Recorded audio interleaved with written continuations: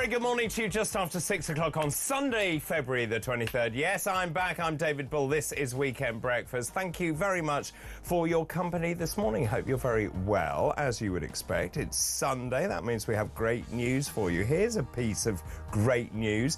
It's Banana Bread Day today. Yes! Pick up some bananas, flour, sugar and eggs and celebrate by baking your own banana bread. Now, apparently the origins of banana bread can be traced back to the early 20th century, gaining popularity during the Great Depression of the 1930s.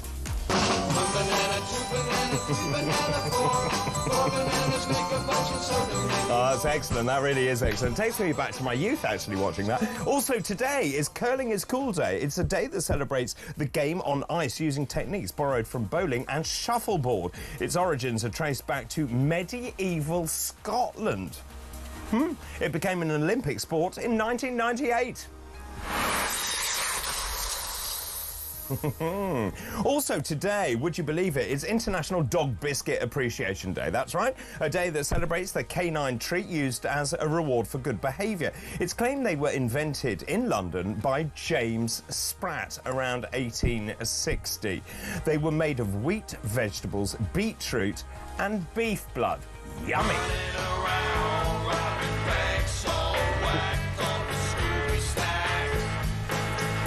Well, a very good morning. Let's move on and start today's show, shall we? Today's fascinating facts. So today's fascinating facts. On this very day in 1633 was the birth of Samuel Pepys, the London diarist, secretary to the Admiralty and creator of the modern Royal Navy. On this day in 1874, Major Walter Clopton Wingfield, what a great name, Major Walter Clopton Wingfield patented an outdoor game. He called it Swaristica. It was later known as lawn tennis. Eventually, it was adopted by the All England Croquet Club, which sponsored the first Wimbledon Championships in 1877. And we were talking yesterday about Marconi. Well, on this day in 1920, the first regular broadcasting service in Britain started from Marconi's studio in Writtle, near sunny Chelmsford. The 30-minute programme was transmitted twice daily. Peter Eckersley opened with "Hello, hello, this is 2Emma Tock." Writtle testing 2Emma Tock stood for 2MT. That was the licence granted to Marconi by the General Post Office. And those are this morning's fascinating facts. It's a weekend breakfast, start your day right. We serve it up, laughs and the best of news. With David and Duncan, it's a weekend cruise. A very good morning to you just after 6 o'clock, 5 minutes past 6 on Sunday, February the 23rd. As you heard from the little jingle, of course, I'm joined this morning by Duncan Barks, a broadcaster extraordinaire. Good morning. Morning. Now, yes, the most important question I have for you this morning. Yeah. Do you like banana bread? Love banana bread. Do you? Not a master of making it. Occasionally when the nanas go... Well, at what point do you start deciding that your bananas have gone off? For me, once they get a bit mushy, it's like, can't eat that. It's the change in texture, I think. It is the texture change. So because they're nice and crisp and they're sort of firm, and then they become quite sugary. Don't they? As they become brown. So when it changes, it's like, what should we do with this? We could bin it, but that's a waste of food. So let's turn it into banana bread. Yes. Well, of course, banana plants were taken to the New World, disseminated throughout the Caribbean. Then, as I was saying, it wasn't until the early 20th century that the United Fruit Company imported them from Latin America into the US, and it gained popularity in the 1930s because, for the very reason you say, which is that people didn't want to throw out their bananas. No. Not like millennials and Gen Z I was reading during the week who are like, oh, I don't like the best before dates.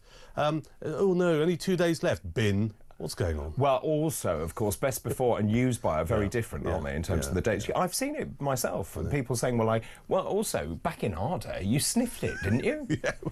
Yeah, does it pass the sniff test as well as the texture test? It always works. Exactly. And so banana bread, I think, is rather brilliant.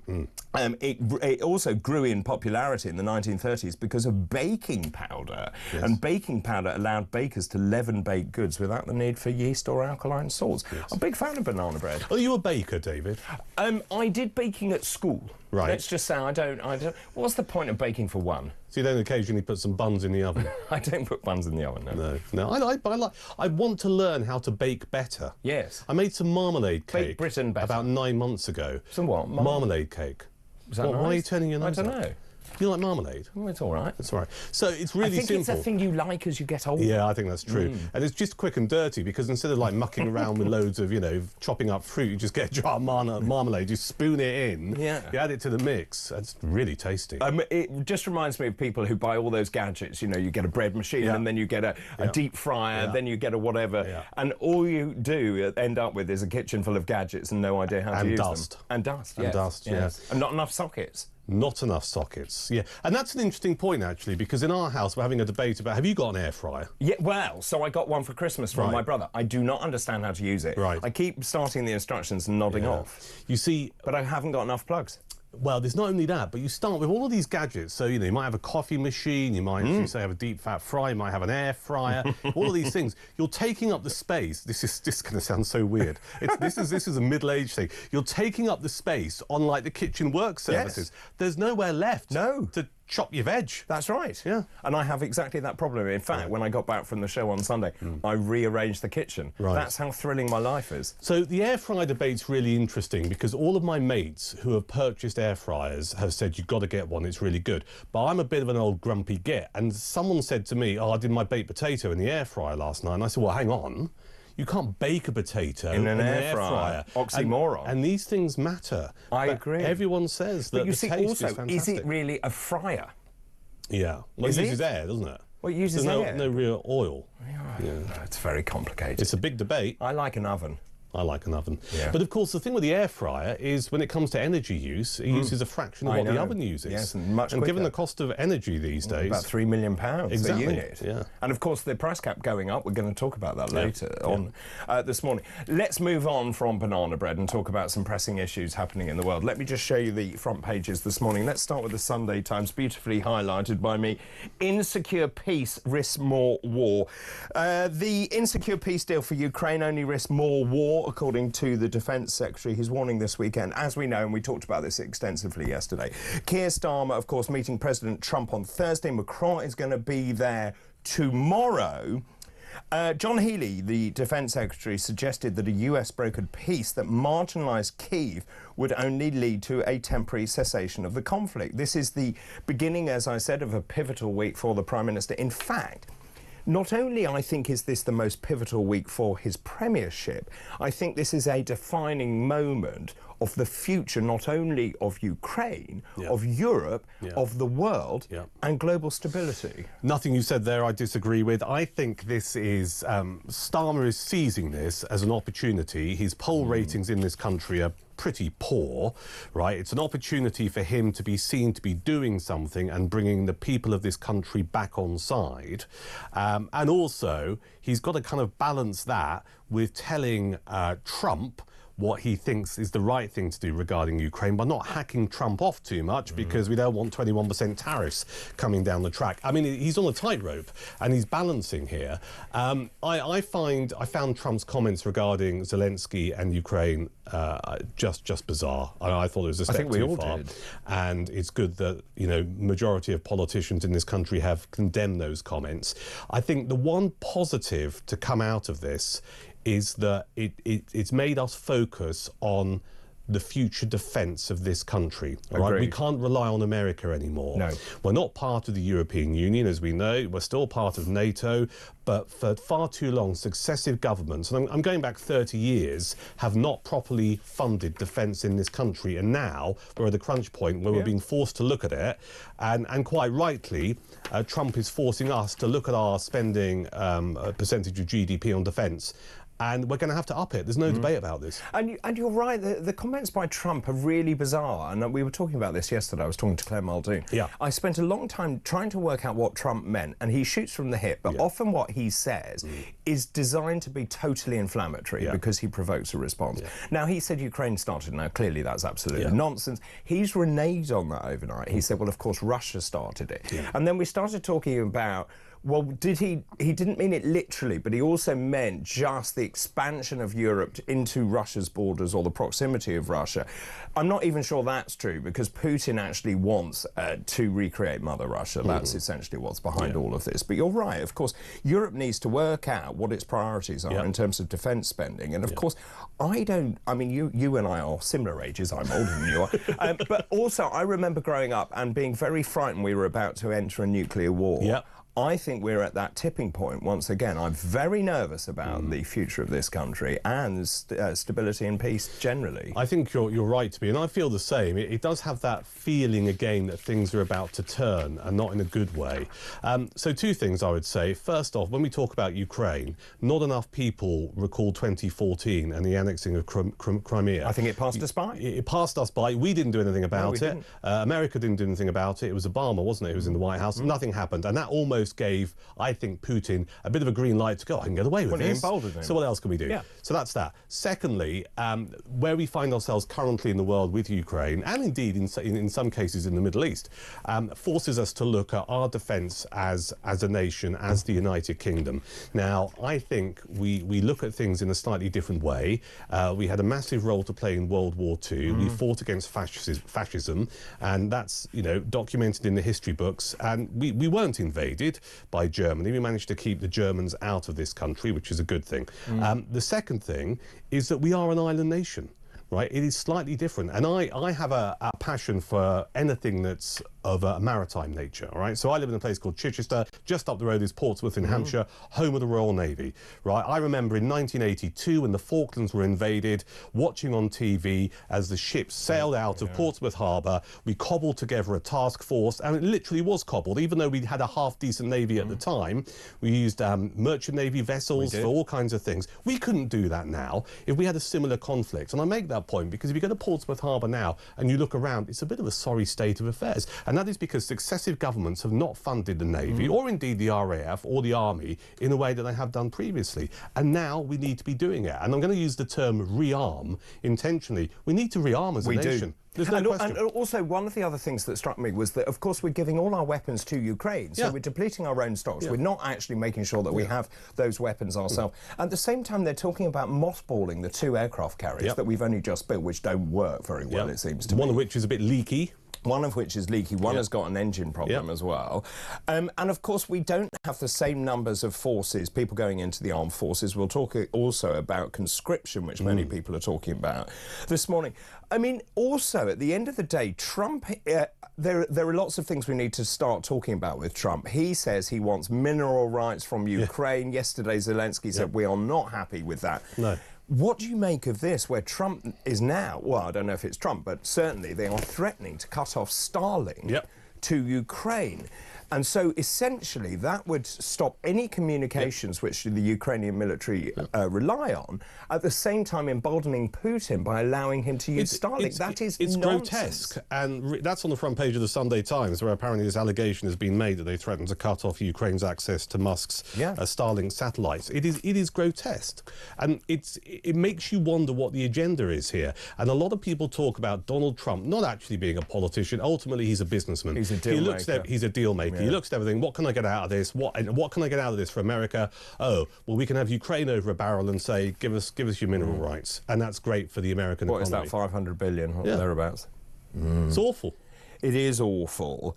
And of course, you've got the UK trying to look tough. David Lammy is not the person I'd put in charge of this, saying he's going to impose even stronger sanctions on Russia. I'm not sure that will touch the sides. I'm not sure that will do very much. The sanctions, the thing with sanctions, I mean, I'm currently reading Boris Johnson's autobiography at the moment, Unleashed. I am too. Right, I've nearly finished, by the way, Dean. I'm nearly finished. I'm a little bit behind it because I refused to pay 25 quid when it came out, and now it dropped down to like £12. It's fascinating.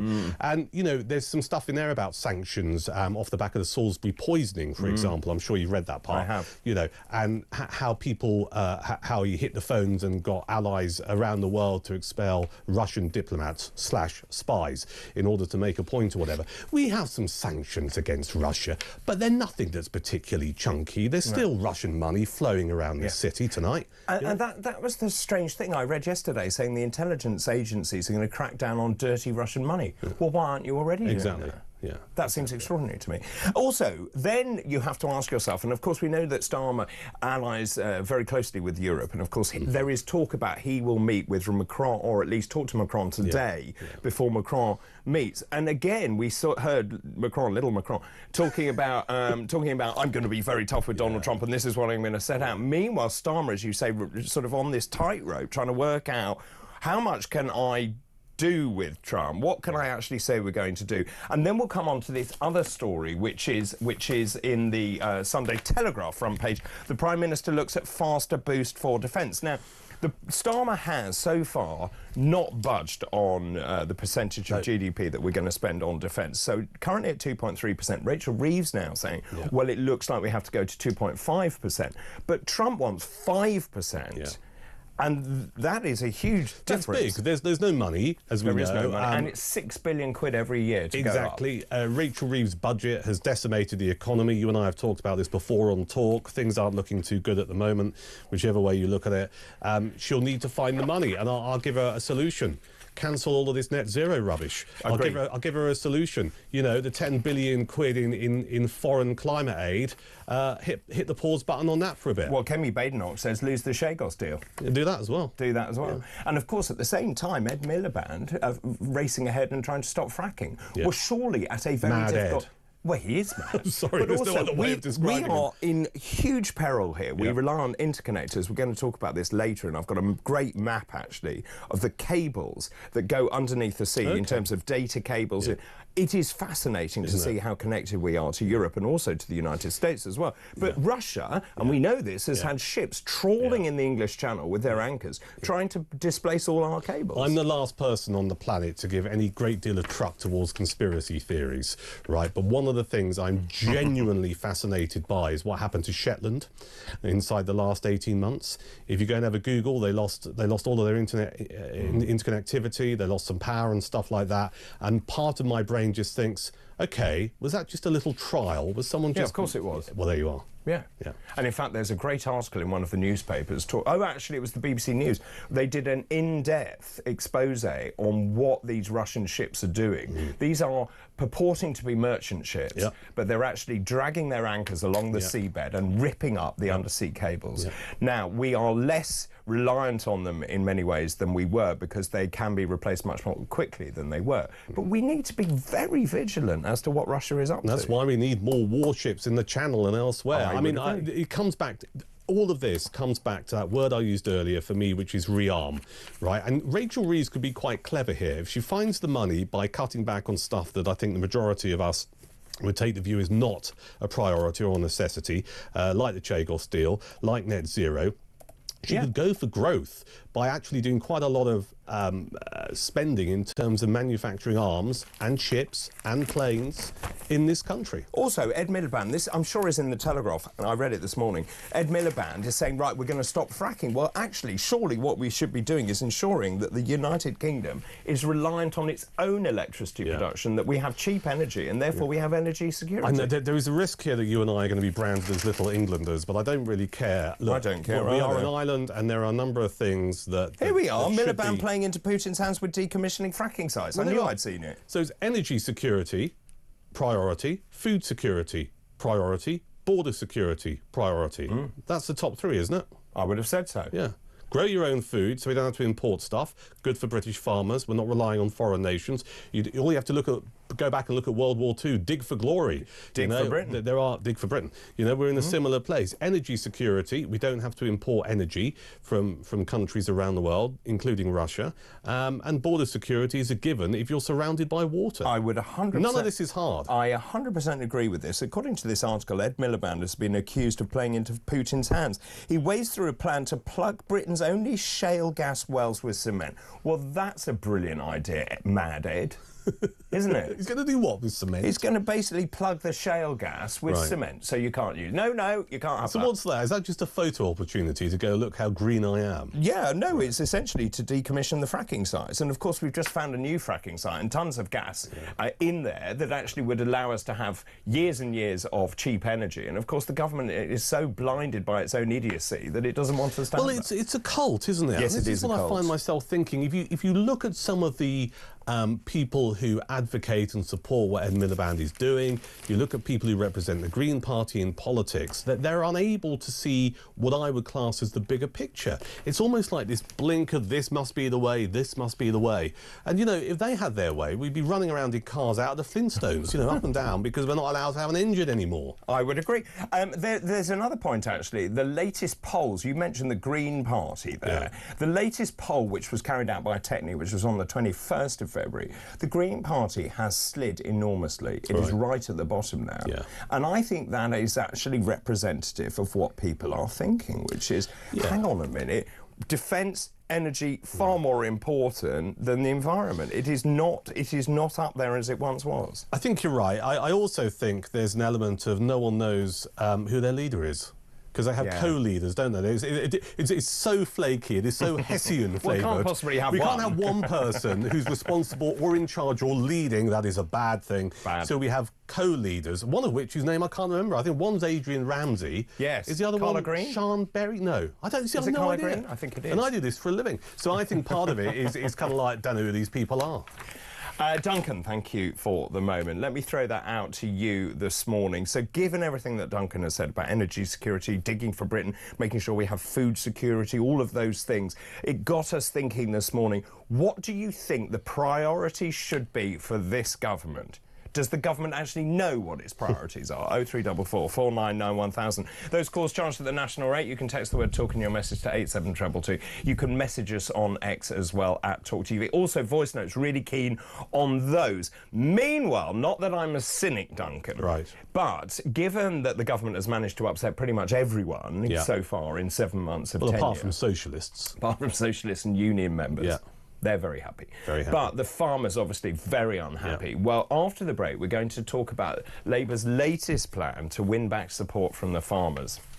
Let's see what you make of that. The time is 6:24. This is Weekend Breakfast. Good morning.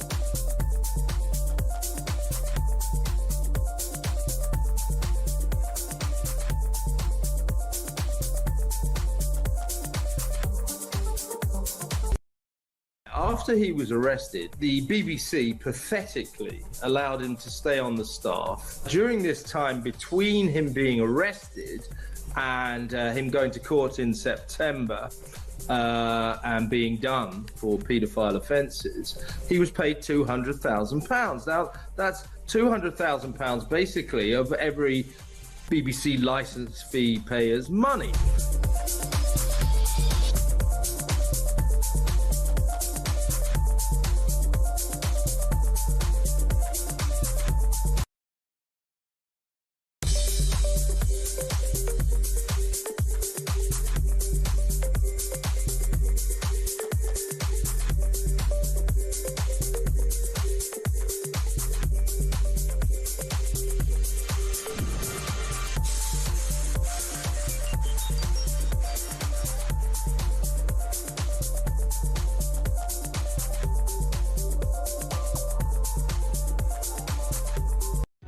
Across the UK, on DAB+, on your smart speaker, on your smart TV, and on your side. This is Talk. back. This is Talk 626. I'm joined by Duncan Barks this morning, Sunday, February the 23rd. Thanks very much for your company. Let's talk about some other stories in the news. Now, as we know, of course, the government has managed to really upset the farmers. Yeah. That's one of the first things they did after they upset the pensioners with the Winterfield allowance. So it was a pretty amazing innings. Labour has a new plan, by the way. They're going to order schools, hospitals and prisons to buy more British food in an olive branch to farmers angered by inheritance tax. This is Steve Reed, the Environment Secretary. He apparently is overhauling the way in which the public contracts are awarded to prioritise domestic produce over cheaper imports. Essentially, this is going to be for hospitals, for schools, for a public sector catering. He says this means buying more British food where we can. It's going to help farmers compete for a fairer share of the £5 billion. All seems a bit desperate. Yeah, smoke and mirrors. I mean, you know, it makes a nice headline, doesn't it? But ultimately, when we talk about the cosh that British farmers are going to be under when the new inheritance tax rules come in, this won't make any difference whatsoever. So let's just put it on the record. 20% inheritance tax on estates of £1 million or over. That means you're going to have to find 200 grand in terms of a tax if you want to pass your family farm on to your sons or daughters or whatever. The idea that Labour come along and go, oh look, we're going to support British farming by setting a target. So this is a target. They're not being, there's no legal requirement to purchase food from British farmers, but it's a target to buy food from British farmers in the public sector for hospital food or school dinners or whatever.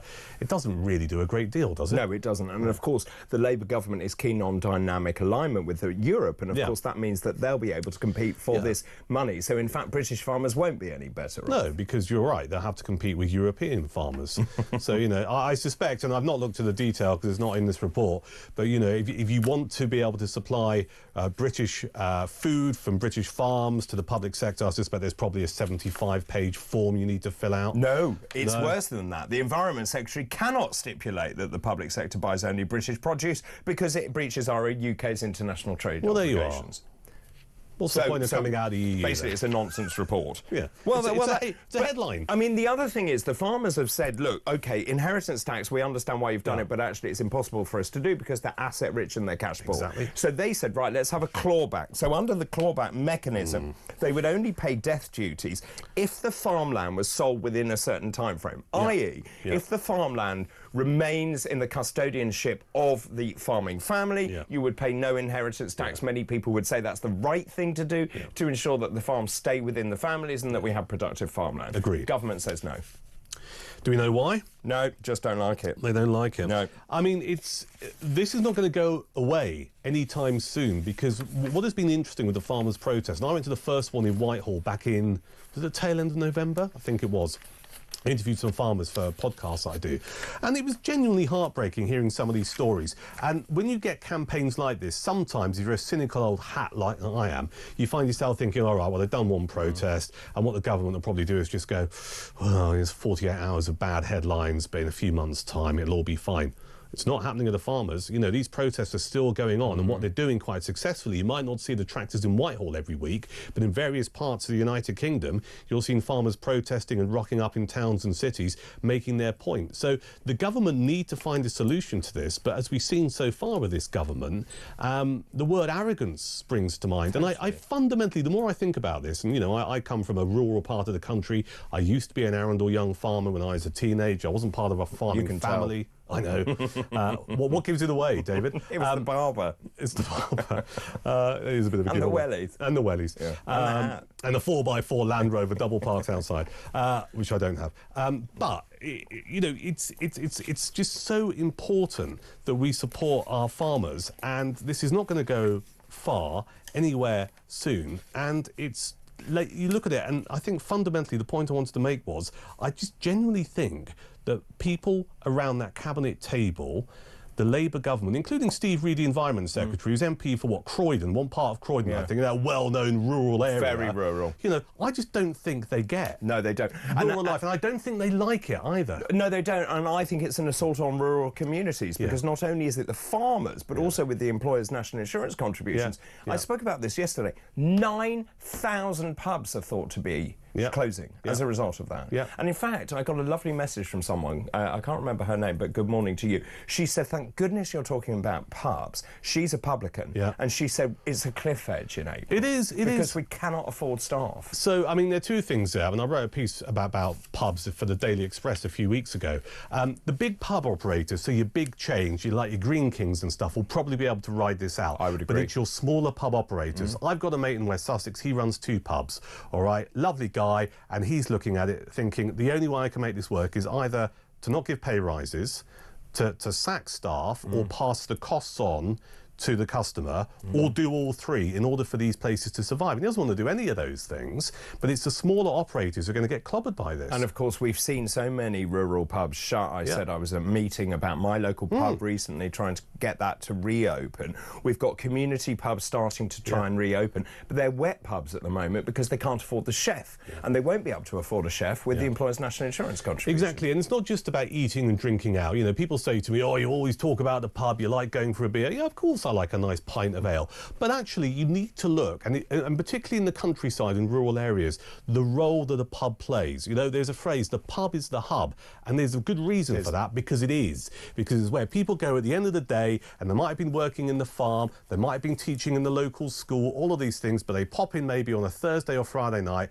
have a couple of glasses, have a conversation with their friends, and it is so vital. And also the other bit that people forget about this, it's good for people's mental health. I was about to say, there's a real sort of feeling, a great feeling when you go into a pub and you see the people in the village and you know people. I went to this meeting the other night in the village hall and I knew people, and it was really nice because you could say, oh, hi, nice to see you. Because I work in London, I don't then have time, or I don't see people in the community, and older people don't feel so socially isolated. No, you're absolutely right. So I mentioned my local pub on Talk in the past, and someone went in and said, I heard about the Eastgate in Chichester got mentioned on Talk with David Bull this morning, so I know there's some Talk listeners. Very good. Did you get a pint of ale? I did, actually. But what the point I wanted to make was, you talk about the older people in society. There are a couple of guys I know who, you know, are now widowed, right? They live on their own, they don't have nearby family, and they go in there for a couple of pints at the end of the day. One does the Daily Mail crossword, the other one just sits there and tries to flirt with the bar staff, which is equally lovely,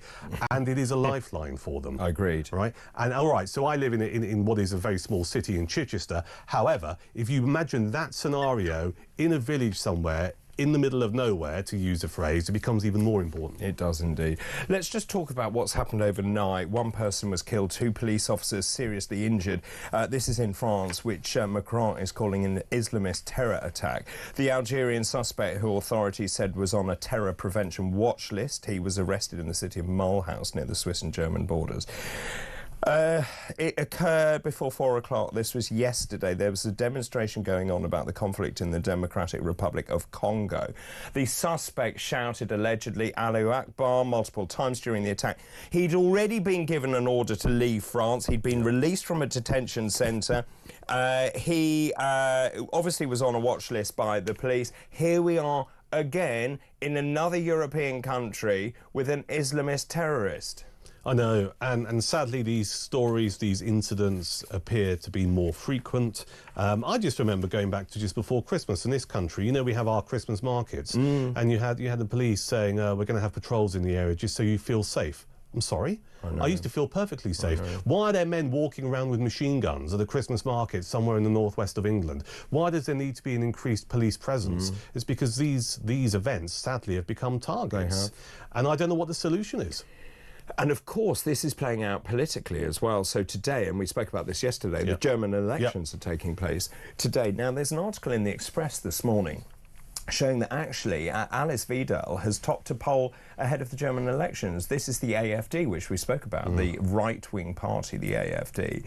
And there is no doubt in my mind that underpinning all of this is what is going on in Germany, and people saying, I've had enough of illegal immigration, I've had enough of the decimation of Germany. The fact is we've lost our national identity, we don't recognise the country anymore, and that is playing out again across multiple European countries. I think you're right. I mean, I think the election results, we get the exit poll late this afternoon, don't we, in this country? So it'll be interesting to see what happens regarding the German elections. I mean, I don't... What's your bet?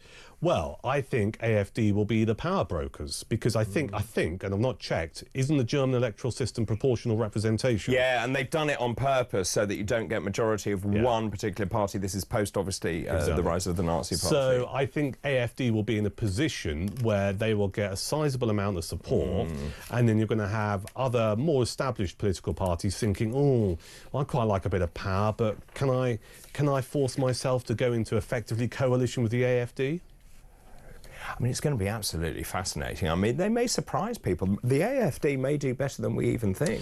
You might be right. I mean, there is a trend, isn't there, around the world. If you look at right-of-centre political parties, we've seen it with Meloni in Italy, we've seen it with Mele in Argentina. I think in Canada, in the next couple of months, we have elections, and it looks like the Conservative or the right-of-centre candidate is going to be victorious there. There is a trend, but if we just stick to our neighbourhood and we talk about Europe as a continent, people are putting more and more support behind centre-right parties. Now, some elements of the media call them hard-right or far-right or whatever. It depends on your political viewpoint. But certainly the issue of illegal immigration, I think, is at the top of everyone's minds. And if you look at this story coming out of France, this latest attack, we find, once again, the person who's carried it out is someone who shouldn't be in that country or has been asked to leave. And if it is true, and it turns out that they shouted Allah Akbar multiple times during the attack, why would you do that? Because there is a religious reason behind that attack. And I think people have reached the point where they just go, right, well, we tried integration. That doesn't appear to work. There are some people who don't want to integrate. We need a harder line to take. And that's playing out across Europe. And, of course, that election is taking place today. The exit polls are at 5 o'clock today. Then that leads us nicely, actually, to ask the question once again. If we are seeing a rise of Islamist terrorism across Europe, which it certainly looks like we are seeing, what do you think the government should prioritise? Is it that? Is it defence? Is it worrying about what people are saying on social media? 0344 499 1000. The reason I say that, because after the break I'm going to be talking about this front page. This is the Mail this morning. It says, come out, it's the thought police. So thousands of criminals are going uninvestigated. Meanwhile, the thought police are paying visits to grandmothers for something they've written on social media. Your thoughts after the break. This is Weekend Breakfast.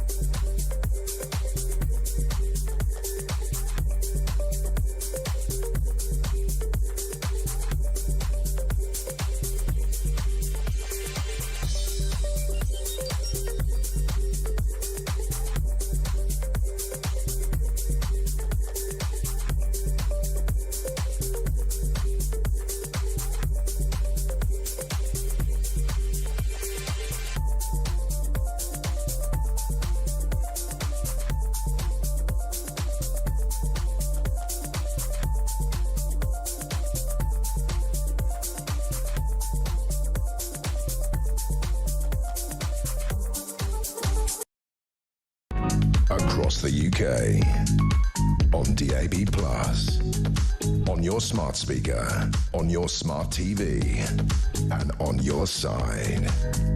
This is Talk.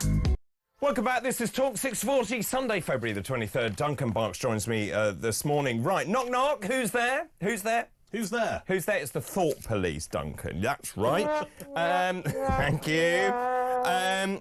Yeah, you won't quite believe this, but in a chilling clampdown, this is according to the Daily Mail, on free speech, 2 police officers paid a visit to a grandmother because she criticised Labour politicians on Facebook.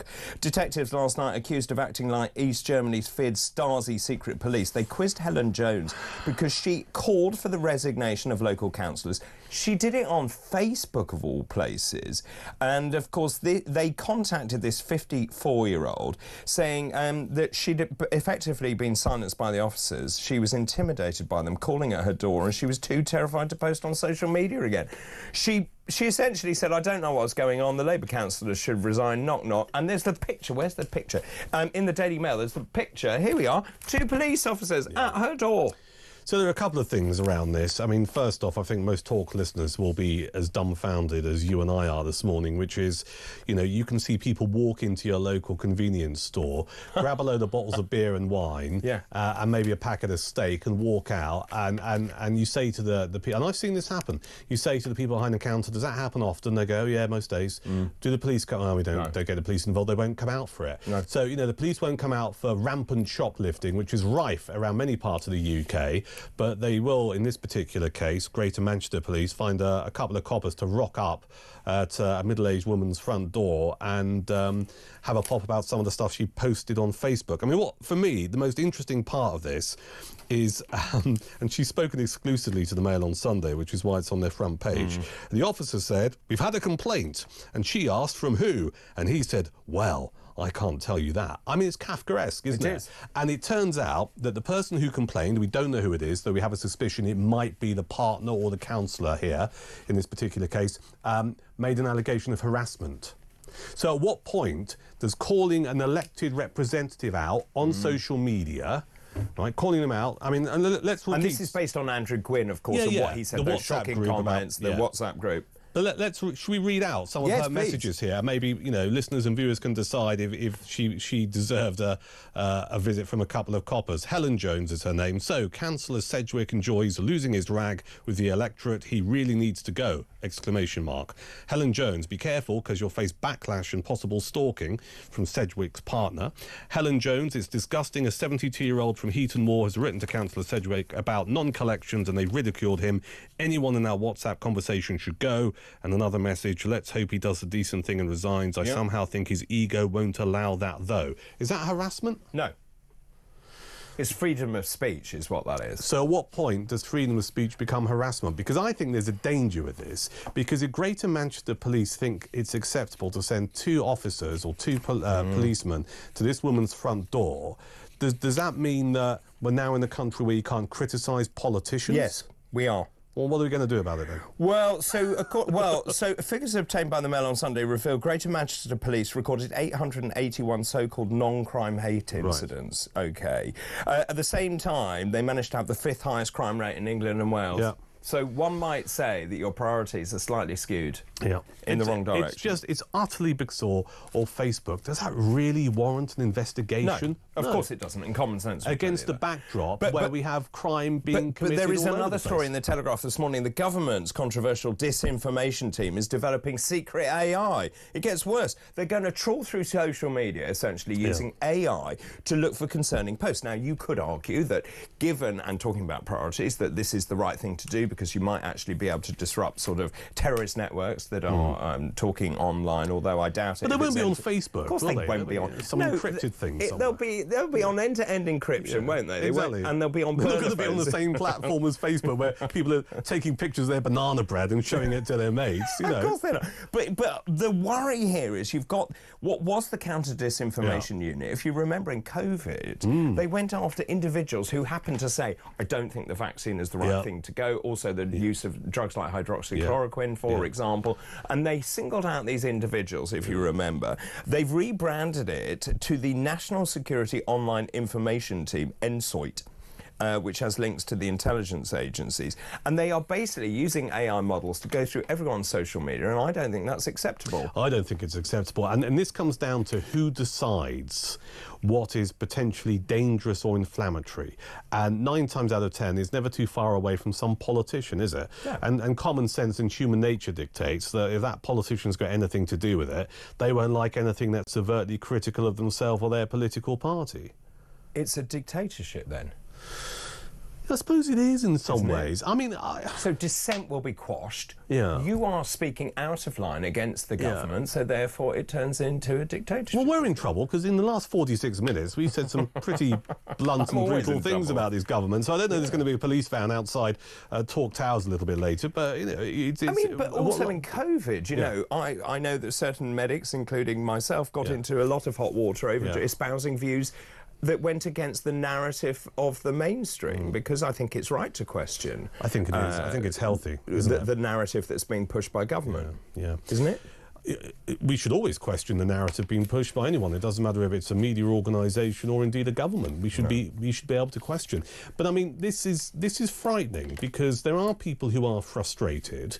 We saw it during the riots, you know, around Southport, didn't we? That people were, you know, perhaps, I mean, it's not an excuse, but if you've had a couple of beers on a Saturday night and you're seeing a neighbourhood being trashed and you post something online that is maybe a little bit beyond the pale that you'd regret the following day and you might delete it, does that mean you deserve a visit from the fuzz? I'm not entirely sure it does. No. And if everything in this country in terms of crime and law and order was 100%, I might have a slightly different view, which is, all right, well, you've got the resource here. Maybe, you know, maybe there are some people who need to rap over their knuckles because they're idiots and they're keyboard warriors, but law and order in this country is not great. I don't feel safe in, you know, walking down the street at night in certain parts of the United Kingdom. You know, I don't feel particularly safe when someone comes into a convenience store and nicks a load of beer. No. So why don't you tackle that and then worry about the online stuff later? I would agree totally. Duncan, thank you for the moment. So what do you think the government should actually prioritise? Is it illegal immigration? Is it the breakdown of society? Is it grandmother's Facebook posts? What should the government actually prioritise? 0344 499 1000. Those calls charged at the national rate. You can text the word talk and your message to 87222. You can message us on X as well at Talk TV. Now, after the break, we're going to be talking about another big story this morning. Apparently, firemen are 2 male and 2 white. Yes, you heard that right, according to a new report. Yes, you heard that right. Because that's all you worry about when your house is on fire, isn't it? What colour the fireman is and whether they're male or female. I despair. This is Weekend Breakfast. Good morning.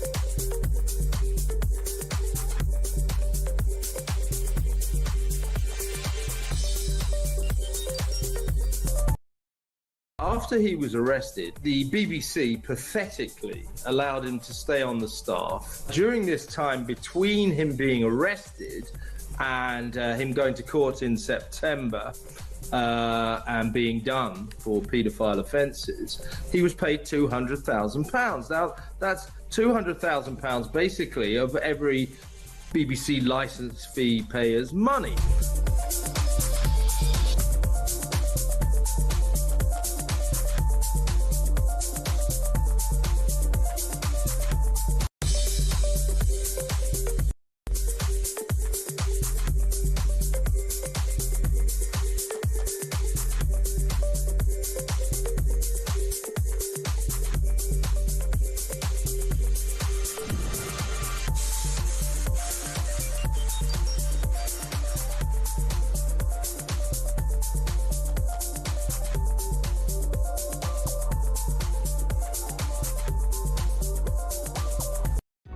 Across the UK, on DAB+, on your smart speaker, on your smart TV, and on your side.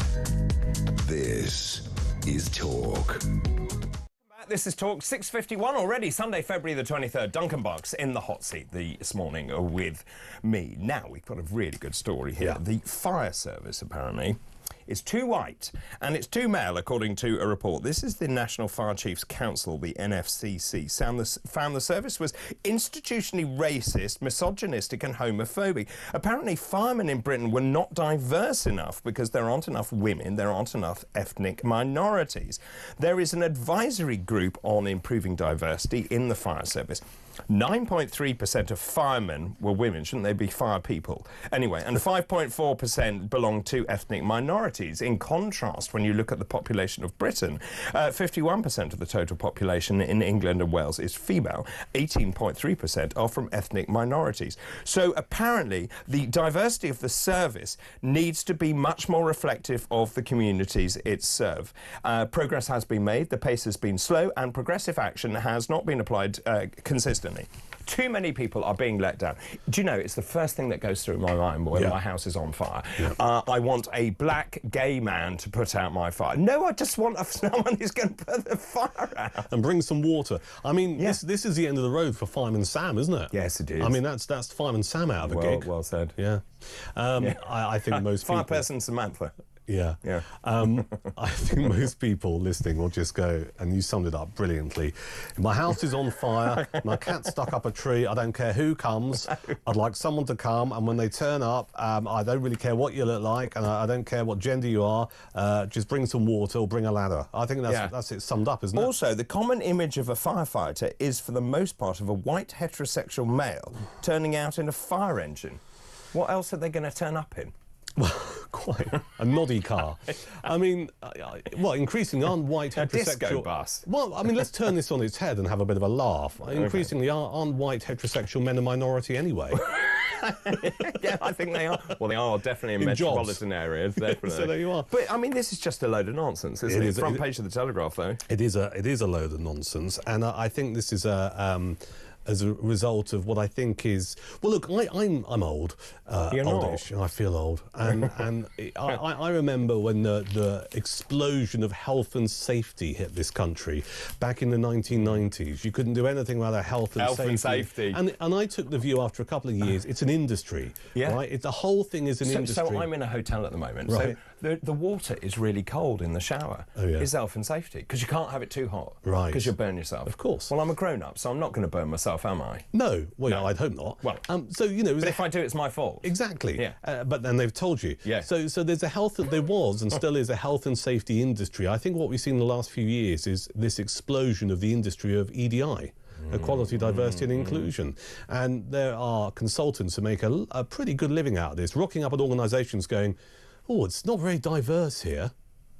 And it's like, you can't force people who might be gay or might be from an ethnic minority to go and work at an organisation. If they're there, great. If they're part of the team and they love it, even better. But don't you just want the best people? Well, exactly. Yeah. And it's just, I mean, for me, this is summed up quite well by Paul Embry, who's a former Executive Council member of the FBU, the Fire Brigades Union, who said public services should, of course, ensure that individuals from all backgrounds are able to join their ranks, and prejudice must be tackled where it exists. Agreed. But when they set arbitrary targets for recruitment, it crosses over into social engineering. There are all sorts of reasons why particular groups might not enter certain trades. There are, for example, few male midwives and hardly any female refuge collectors. Well, he's right, isn't he? Yeah. You know, there are some things that you're not going to get, you know... parity in. No, I would agree. Deal with it. Well, yes. We are sounding so grumpy this morning. Well, we are very grumpy. I just thought we should mention the Pope this morning, because they've changed the line from the Vatican. The Pope remains in a critical condition after a respiratory crisis. He has a prolonged asthma-like respiratory crisis. I didn't know this, actually. He's 88 years old. He's on high-flow oxygen. His prognosis now remains guarded. He has a low platelet count, but also... He had pleurisy as a young man. He also had a part of one of his lungs removed at the age of 21. I don't think it's very good news from where I'm sitting. No, and you know, the leader of the Catholic Church in the world, there'll be a lot of millions of Catholics around the world watching this story with interest and praying that he survives. He looks awful, actually, in the last pictures, actually, and this is before his hospital admission.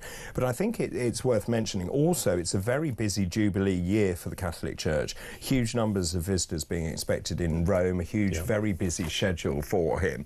And I think so it's interesting, actually, because the Vatican is normally notoriously guarded, but the Pope has said, I want the public to know far more about my condition and what is going on, and that's why you're starting to see the Vatican being more sort of open about the information. But to say he is critical, I think that's an interesting choice of words. Well, I saw this last night before I went to bed, and I did wonder we'd be talking about it in a different way this morning, and thankfully we're not.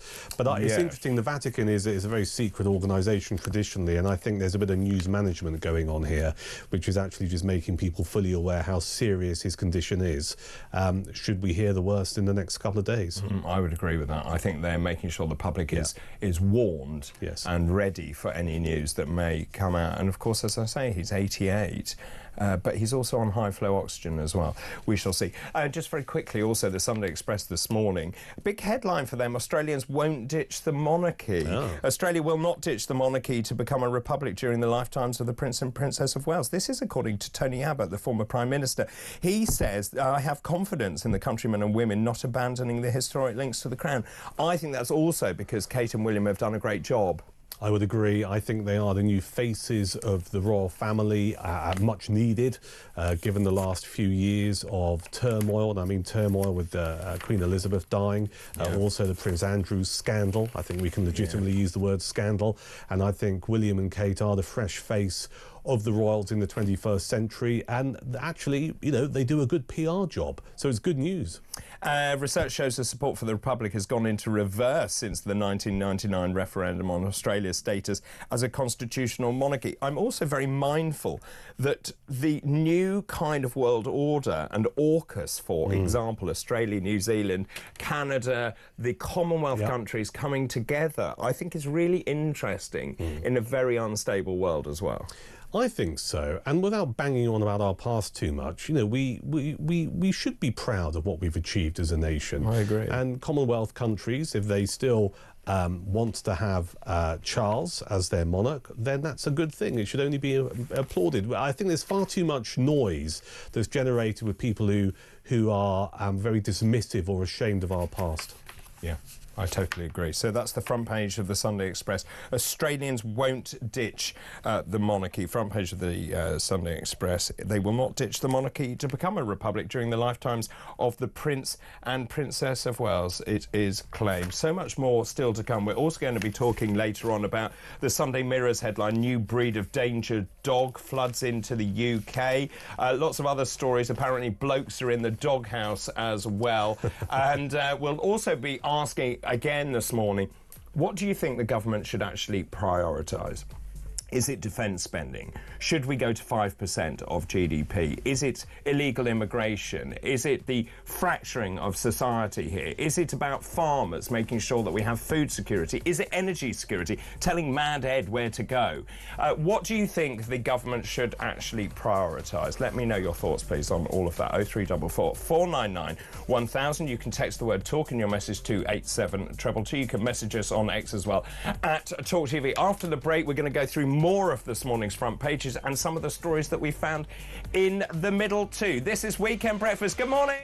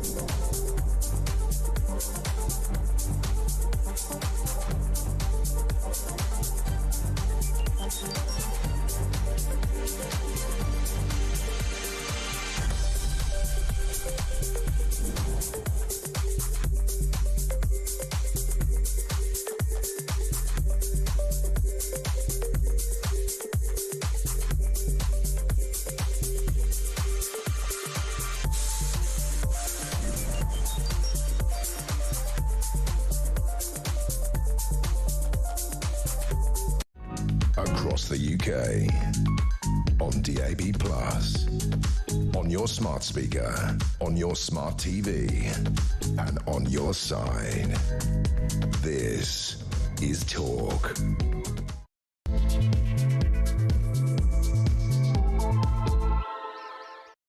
Hello, very good morning to you. Just after 7 o'clock on Sunday, February the 23rd. I'm David Bull, and this is Weekend Breakfast. Good morning. Great news if you are just waking up. It's banana bread day today. That's right. So what you have to do today is pick up some bananas, some flour, some sugar, some eggs, and celebrate by baking your own banana bread. Now, apparently, the origins of banana bread can be traced back to the early 20th century, gaining popularity during the Great Depression of the 1930s. Banana bread, we can be banana bread. We're not pretty, but we're not dead. We can be banana bread. We're not pretty, but we're not dead. Also, today is Curling is Cool Day, a day that celebrates the game on ice using techniques borrowed from bowling and shuffleboard. Its origins, and I didn't know this, are actually traced back to medieval Scotland. It became an Olympic sport in 1998. And if you couldn't believe that one, it's International Dog Biscuit Appreciation Day, a day that celebrates the canine treat used as a reward for good behaviour. It's claimed they were invented in London by James Spratt around 1860. They were made of wheat, vegetables, beetroot and beef blood. Yum. Let's move on to this morning's fascinating facts. Today's fascinating facts. So, some new ones for you this hour. On this day in 1821, John Keats, English poet, died in Rome, aged 25.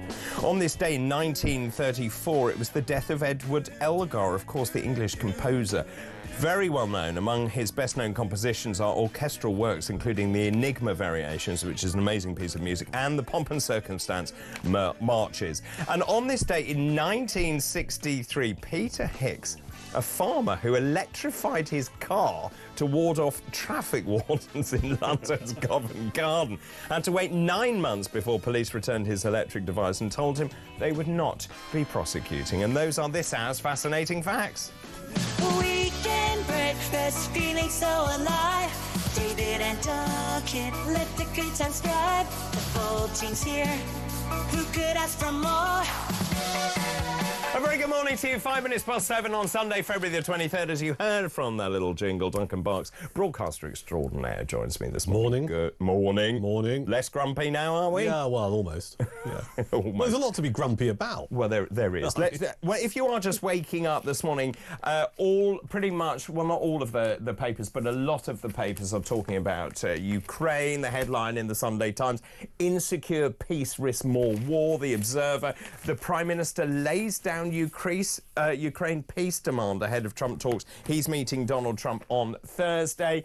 And then also there's a story about the amount of public spending. The Prime Minister, this is the front page of the Sunday Telegraph, the Prime Minister looks at faster boost for defence. It's quite interesting, this. John Healey talking about, this is the Defence Secretary saying, and this is the front page of the Times, an insecure peace deal for Ukraine only risks more war. We spoke about this in the last hour.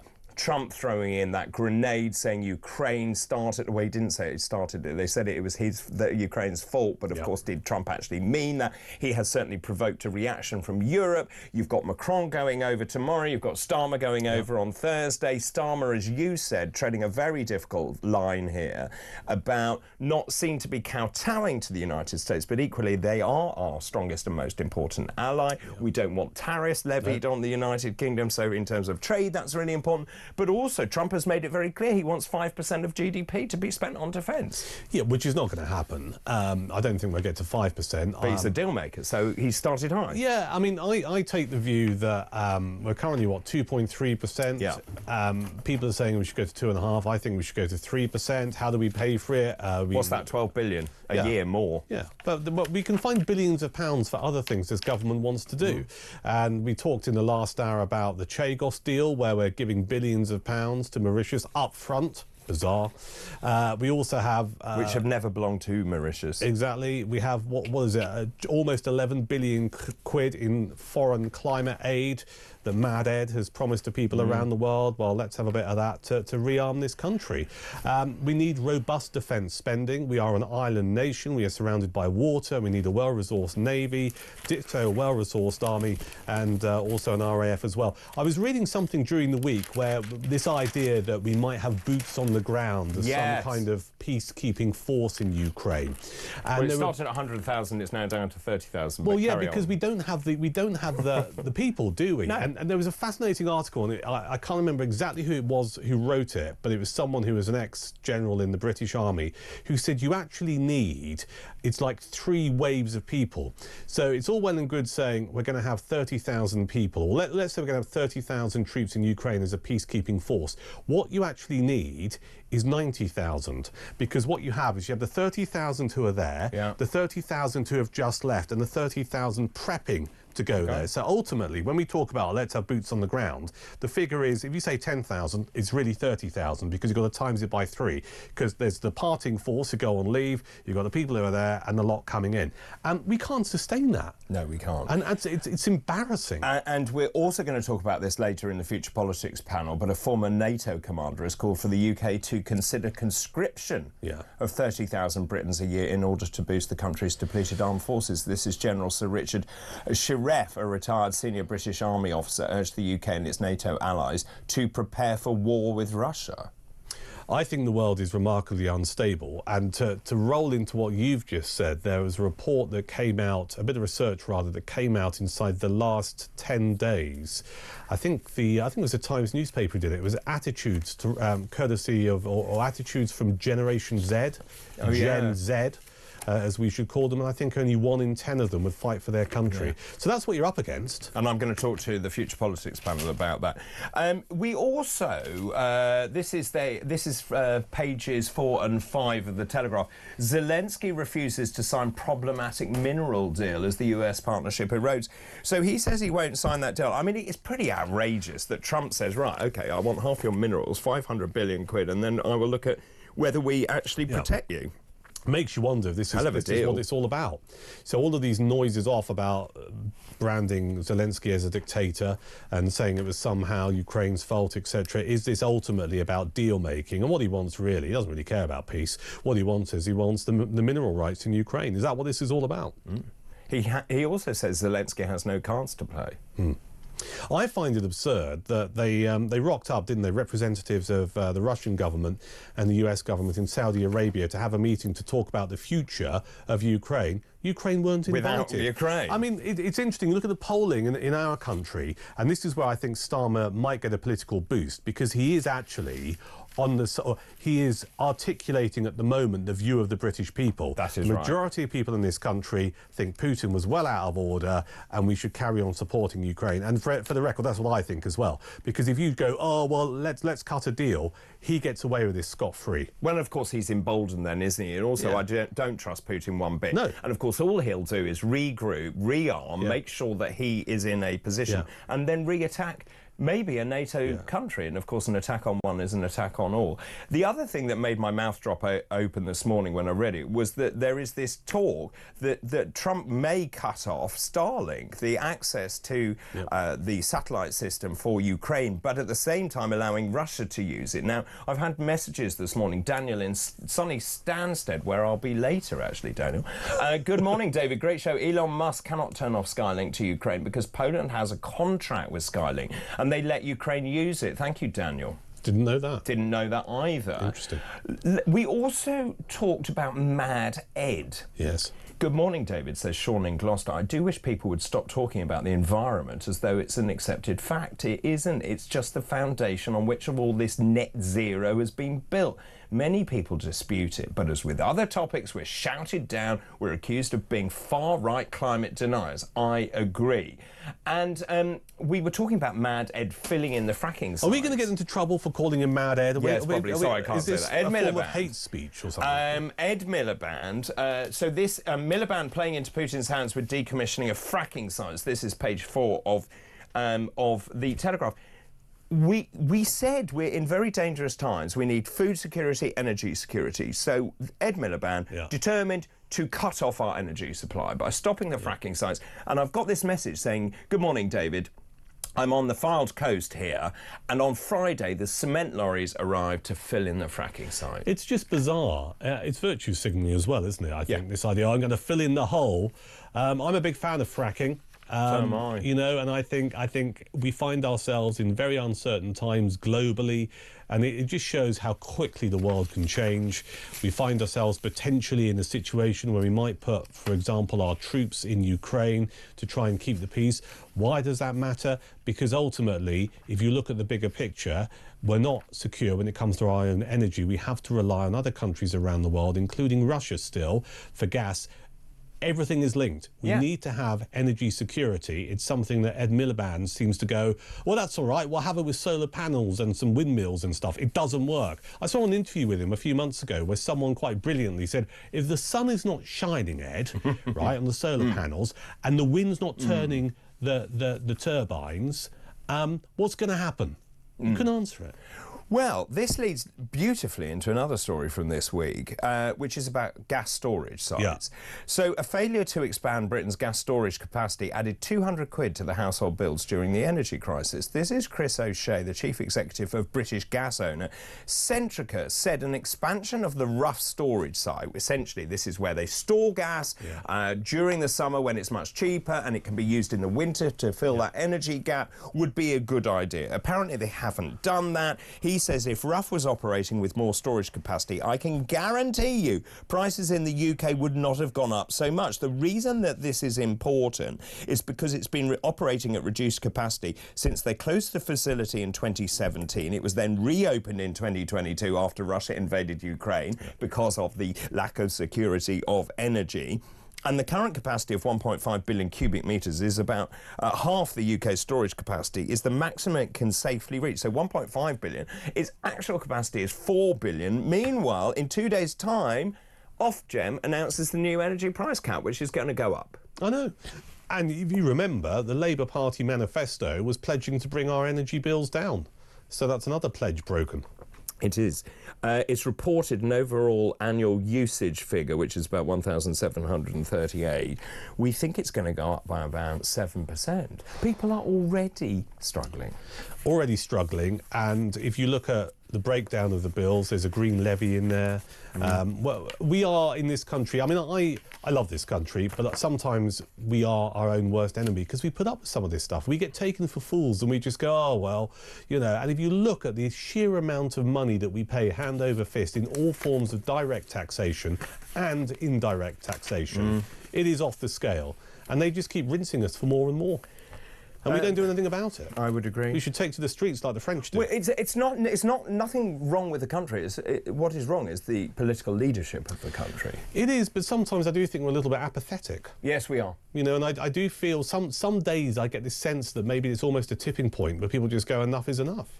I would agree. And maybe totally. that gets us back into what we've talked about previously with the rise of centre-right parties or right-wing parties across Europe. People actually look at those parties and think, well, here are people who understand my concerns in all kinds of areas, from net zero to illegal immigration, and are talking a very hard game when it comes to solutions. This is quite good. Mick in Watford, good morning to you. Good morning, David. As a comparison, I feel the UK used to be like a supermarket superstore. Now we're just a corner shop. Good comparison. Very good. In terms of the fire diversity service, which is obviously the fire service is far too male and far too white, 99% of the population just want to be rescued by the best firemen and people available, and who were recruited on merit and physical capability to carry adults. Well said, Bill in Cheshire. Good morning, David, says Jan in Newcastle. Good morning to you, Jan. The government should prioritise this country. Starmer flees abroad all the time, selling us out to the EU. Miliband gives our money to other countries for farmers and climate change. And don't get me started on the Shagos deal, giving Mauritius all that money. Do their people have winter fuel allowance? Free school meals? Why not us? Who is paying for all of this? I'm also asking this morning, what do you think the government should prioritise? It's a pretty open question. This is Margaret in Yorkshire. Good morning to you. We should increase our defence spending if we stop paying millions on illegal migrants and we actually bothered to stop the boats. Well said. David, whilst defence desperately needs to be funded properly, by the way, I spent 35 years in the military, there's not much use in building up our capability whilst thousands of fit, fighting-age males pour into the country. Yep. Yes, and with that, it becomes a security risk as well. It does. You know, and we've talked about this, and I don't think it's remotely racist to say we need to be checking who's arriving to these shores, because we don't know the people we have in this country. And that gets us back into the latest attack in France, doesn't it? It does. You know, it's a dereliction of duty for any government. It's not just about this Labour government, because it happened under the Conservatives. You need to be protecting your borders. You need to be very clear on who is coming into your country. It's a basic requirement. None of this is rocket science. And we have people now in this country, and other European countries have people in their countries. You don't know their background. You don't know where they come from. And on top of that, they're being well looked after by the state. Let's take a quick call. John is in Liverpool. Good morning, John. Oh, good morning, Dr. David. Good morning, Duncan. Yeah, Morning. I'd just like to talk about the war in Ukraine, but from a different aspect, from the environmental point of view. We're talking about we care about the environment, but our money and our weaponry is being used to attack Russian oil refineries, which is causing absolutely massive amounts of environmental damage. And the war itself is even worse for the environment. I fully understand that it's people we should be caring about, but that environment, and if we don't stop this environmental damage is going to continue for years and years, even after the war is over. Sure. Stephen Reid and Ed Miliband, counterfeit politicians, they've never said a word about this in this aspect of it. It's a really interesting point, that. So they're spending all this time talking about domestic net zero. It's really important. Meanwhile, sending weapons and all sorts to a war zone, which obviously is not very environmentally friendly. It's a good point. It's a very good point, John. Yeah. John, thanks very much for that. Let's talk to Lorraine now, who is in Oxfordshire. Good morning, Lorraine. Good morning. Hold on. Oh. Can't hear you very well. Can you hear me now, Lorraine? Yes. Good. Yes. What point would you like to make? I just wondered. I'm not very clever. Rubbish. I did read a little bit about fracking and the chemicals that are used. Sure. My understanding is that it's essentially high-pressure water which is blasted into the rock, which pushes fissures in and lets the gas out. That's probably my lack of understanding, but that's my understanding. Because there's a whole load of chemicals that are used with fracking, and I wondered if you could perhaps find somebody that knows more about this. But I mean, there's a whole load of things like, what are they? I can't even pronounce some of them. Right. My understanding, though, and Duncan may be able to correct me, but I don't believe that it has any impact on the water table. No, and I think we also... I mean, there are concerns that it might, but there's documented evidence out there. I mean, fracking is widespread in the USA, and to my knowledge, there's not been any examples or cases of widespread pollution or fear of loss of life when it comes to nature. So just reading here, it's essentially, as I say, it involves the high-pressure injection of fracking fluid, which is primarily water containing sand or other proppants suspended with the aid of thickening agents into a wellbore to create cracks in the deep rock formulations, and then gas, petroleum and brine flow out. Is there lead in amongst those chemicals? Not that I'm aware of. But the information that I read, as I say, I'm not clever, but the fluid is pumped back into a holding pond. Is that correct? Sorry, I lost that. Say again. The fluid is pumped back up into a holding pond, which then evaporates. Do you know what? I'm not the right person to ask. Let's try and get an expert for you, and then we can answer all your questions, Lorraine. Thanks for your call this morning. Let's talk about something else this morning. The BBC has been accused of insulting mothers by... Wait for this. You're already grumpy, right? I'm so grumpy. I used to work for them. What have they done they're now? They're celebrating two transgender American drag queens because they're inspirational mums, apparently. Right. This is on the CBeebies website, aimed at children under 6. And how are they celebrating it? So Marsha P. Johnson and Sylvia Rivera are named amongst inspiring mothers, lauded online. Essentially, I just don't think it has a place, does it, for children under 6? Because then you have to explain. You have to explain and transgender, probably, and you have to explain drag queens. Yeah, which I think is inappropriate for people. Well, some people will think it's a form of social engineering. I think there's a bigger issue here. My experience, and the cards on the table. I worked for the BBC for 6 years. Shame on you. I know, but I did too. I had to pay the bills. I'm surprised I lasted that long, to be honest with you. I think we all were. What I found interesting, and I spend a lot of time thinking about this, is the decision-making process that goes on regarding thinking this is a good idea, all right, or making certain documentaries or certain editorial decisions. And I think I've concluded this. I've never sat in a news meeting at the BBC in London or in Salford, in Manchester, where people have said, oh, let's do this because we want to make this point. I've never seen that. OK, it might happen, but I've never been part of that. So I don't think there's an intentional agenda, but I do think there is a metropolitan bias to the BBC. And what I mean by that is the majority of people tend to be from a certain background, a certain urban metropolitan background, and they think in a certain way. So if you happen to be in a city like London or Manchester, you tend to be, not exclusively, but there's an argument where people tend to be a little bit more progressive and more thinking, oh well, you know, this is great, let's celebrate this. Whereas, you know, if you're living in Penzance, you might have a slightly different viewpoint. I think people come up with this idea. They think, oh, we could have a drag queen on the CBB's website. And, oh, that's a really good idea. Let me think, Dominic. It's a really good idea, Dominic. Yes, isn't it, Fran? Fantastic, let's do it. Whereas other people would be going, I don't think that's appropriate for a 6-year-old. And it's not because people hate drag queens. There's enough complications in the world. Life is hard enough without having to explain stuff you don't need to explain until the human brain's fully functioned. Well, I would agree with that. And also, it's the group think, isn't it? And if you haven't seen it, do watch W1A. Yeah, I have you seen seen it. Oh, it's just priceless. I thought it was a documentary. I didn't realise it was a comedy. I would agree with that. On that note, and whilst I recover myself, we'll have a break. After the break, let's talk about this. So the latest ruse is that GPs are going to be starting to prescribe comedy to see if it can actually be used to treat to be used as an antidepressive. And also, a high school teacher who identifies as a cat has been growling and crawling around a school. You couldn't make it up. This is Weekend Breakfast. Good morning.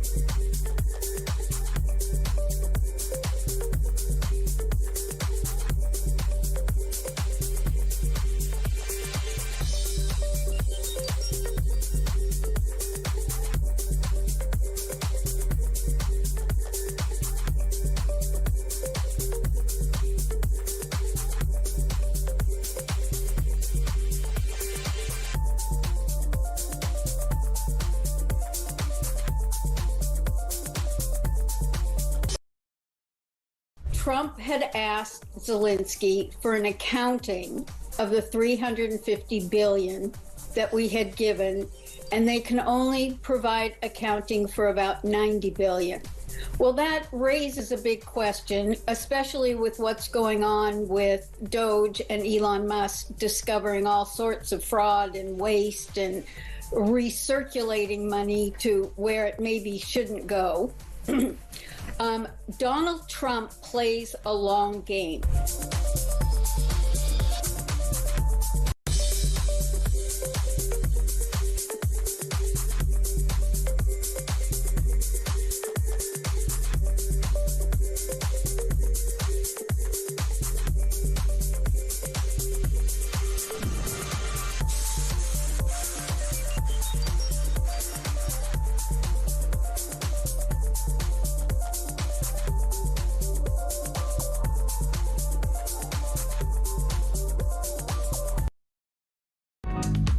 across the UK.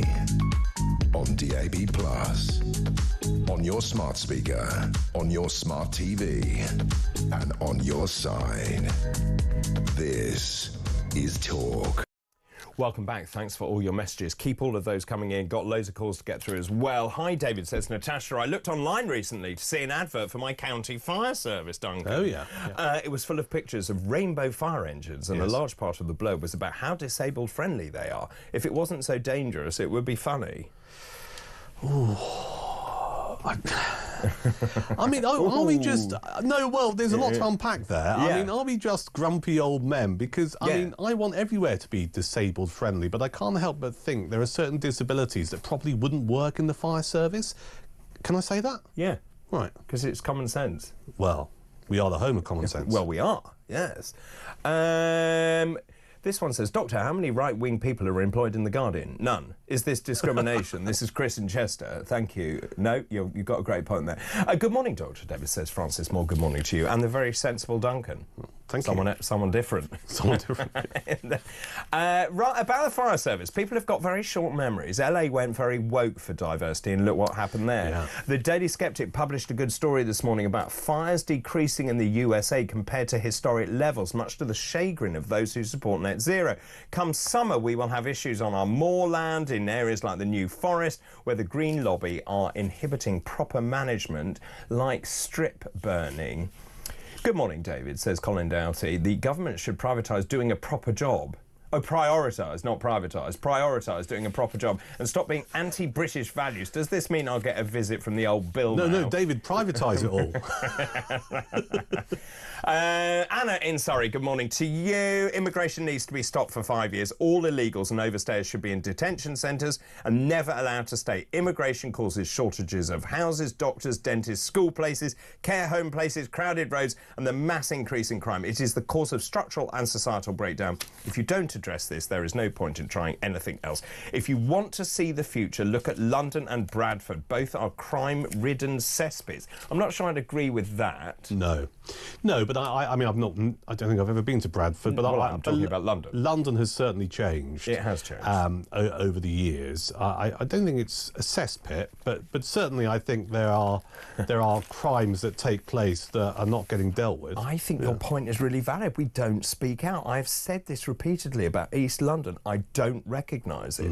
And I think covering your face in public is not something that aligns with values for people in Britain. Well, it all comes down to integration, doesn't it? It does. You know, and then for me, this is the key point. If I go on holiday to a different country and it has a certain set of beliefs and values, I will respect those. I agree. Because I don't want to offend, and I wouldn't force my own belief system or how I believe is the right way to behave on another country or its people. Okay, because I think that's the right way to behave. People come and live in this country. That is great. There are some positive arguments for immigration, legal immigration, not illegal immigration. I think if someone comes here illegally, that's a very different argument. But when you come here and start demanding certain things, or you think that you should be able to walk down the street with your face covered, which the majority of people in this country do not do, there has to be a conversation about whether or not that's appropriate. And I think as a nation, we have been, and I welcome most of it, most of the time, we have been remarkably fair and remarkably tolerant, but there are some people in this country who take the mick. Yeah, I'd agree. I feel myself getting increasingly angry when I see it, because I'm seeing it more and more, actually. Just very quickly, good morning, David. This is Neil. It's OK for Angela Rayner to call Tory scum. Where was her knock at the door? Well, that's true. Yeah, it is that true. video is still knocking around, isn't it? Yeah. Let's go through this morning's front pages if you are just joining us this morning. We talked extensively about this. The Sunday Times front page, insecure peace risks more war. This is according to John Healey, the Defence Secretary. He said a US brokered peace that marginalises Kyiv would only lead to a temporary cessation of the conflict. Of course, worth remembering that Keir Starmer heading out there on Thursday. We've got Macron there tomorrow. It looks like Starmer's going to talk to Macron. Whether Trump actually is interested in what Starmer has to say, and of course we spoke about the peacekeeping force. That's what Starmer's going to push when he meets Trump. Let's move to the Observer now. We talked about this story as well. The Prime Minister lays down a Ukraine peace demand ahead of the Trump talks. So he has spoken to Zelensky, saying that Ukraine must be at the very heart of any negotiations that are happening. I doubt that is actually the case currently, do you? No, I don't think it's the case at all. I think it's outrageous. Zelensky needs to be part of what's going on here. I mean, otherwise you run the risk of just having two... I can't use the word I want to use, but you have the risk of two very big, powerful men with very big egos deciding how to carve up the rest of the world. That's what it looks like at the moment with Putin and Trump. Zelensky needs to be part of what's going on, the future of the country that he's currently in charge of. They also say the meeting is expected to represent the biggest test of Starmer's diplomatic and negotiating skills in his prime ministership by far. Obviously, he is walking that very tricky tightrope of keeping good relations with the United States whilst also not alienating Ukraine or the European Union as well.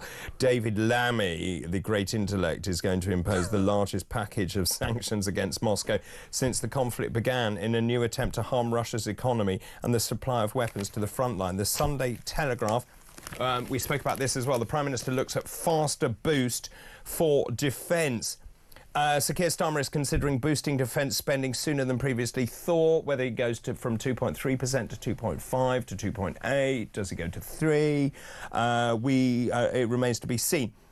Also, we spoke about this. The public sector urged to serve British-grown food in meals. This is because, essentially, the government realises they've messed up with the farmers, and the farmers are absolutely livid about what is going on. Labour apparently is going to order schools, hospitals and prisons to buy more British food in an olive branch to farmers angered by the inheritance tax rate. Also, the story underneath that we've spoken about as well. Labour has got an AI tool, is monitoring or will monitor your social media feeds in case you post something naughty on Facebook. Shocking. Yeah. I hope they don't monitor this radio show, given some of the robust opinion. Well, well, quite. And that leads nicely to the front page of the Mail. Come out, it's the Thought Police. This is Helen Jones, a grandmother who posted naughty words on Facebook and got a knock on the door from the police in an area of the country where crime is rife. The Mirror front page this morning, new breed of danger dog floods into the UK. This is on the back of the banned XL bully dog. Apparently these are called bully cutters. They're called the Beast from the East. They are trophies for violent individuals. Why does anyone want one of these dogs? Well, I don't think it's the dogs. Oh, it is the dogs. No, They're genetically bred to be fighting dogs. Yeah, but it's also how you treat and look after a dog. Yeah. Well, yeah, I think I partly agree with you. I think there's an element of breeding going on that makes those dogs quite well, they're inbred. Hostile. Yeah, they're inbred to make sure but also they the are. kind of people who get these dogs treat them in such a way that they keep up that sense of aggression. Yes, I agree with that as well. And then the dog gets put down, whereas actually I'd have the person put down. I think we all would. These Pakistani Mastiffs are fighting dogs. They grow to the size of a small pony. Really? You got a picture? Yeah. Horrid thing. Well, that is pretty beastly. I mean, And there's an account here of a woman who had the teeth of one of these dogs clamped its jaws around her leg. I think you'd think differently about this dog if it had clamped its jaws around your leg. I'm afraid I have sympathy with the view that it's not necessarily the dog's fault. I disagree. But I have a dog, so maybe I look at it in a slightly different way. No, I think no. They've been bred. To be fighting dogs, and of course, well, I think that's right about the ownership, and also they're stuck in environments they should never be in. Exactly as well. The front page of the Sunday Express. Good news for the monarchy. Australians won't ditch the monarchy, and we were talking earlier about the fact that William and Kate, I think, have been a lifeline for them. The Sun on Sunday. Scandal hit TV chef Gino D'Acampo drew an explicit picture of a female telly producer during live filming. Oh, right. That's what I thought. We're getting more and more of this, aren't we? I mean, it seems to be every 3 months there seems to be someone who's a TV host or a celeb, and it turns out there are allegations against them, and then the story is given to a newspaper, and it's all just a bit sordid, isn't it, really? But drew a picture? Yeah. It's not like taking a picture. It depends what he drew. Is he an artist? We don't know. I don't know. I find the whole thing. TV's toxic culture of sexism and misogyny.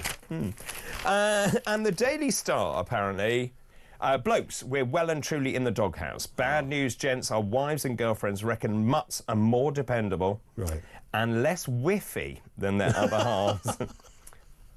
Comment? Well, I have a dog, but are you less? Is the dog less whiffy than you? I was just trying to work that out. I think no. Well, he probably is actually. Really? He's less whiffy. He's had a breath problem. Oh, has he? And toothpaste? Do you brush his teeth? No, there's some seaweed-based thing. You put half a teaspoon in his food, and it's clean. It's really sorted out his breath. For that. It's brilliant. Is it? Yeah. Has it worked? Yeah, it's great. Okay. Yeah. Not that I don't think I've got a bad dog's breath. teeth. Yeah, I don't have a to. dog. I mean, I have a sausage dog. It's like wrestling a bit of jelly trying to brush his teeth. It's not a dog. That's not. That's really nice. It's like not, a slipper, it's not a dog. isn't Yeah, it? it is like a slipper. around where I live, I'm known as the big fat man with the little black dog. Because what happened was we got it when my kid was a lot younger. Now she's disappeared off to university. It's like, oh, someone else needs to walk him, and it tends to be me. Right. And you can imagine me. He's not fully sausage dog. He's 20% terrier, 80% sausage dog. Right. And imagine me walking one of those up and down the high street. No. It's an absurd sight. I can see a great Matt cartoon of you and a little sausage dog. Yeah. He likes going to the pub. Funny that. Does a hard right just as we cross the road. Is there? Right. Duncan, thank you for the moment. After the break, I'm going to talk about this comedy on prescription. I want to talk about the high school teacher who identifies as a cat, and also the 25 things linked to a long life. Ooh. I'll give you a chance to think about what they may be. This is Weekend Breakfast. Good morning.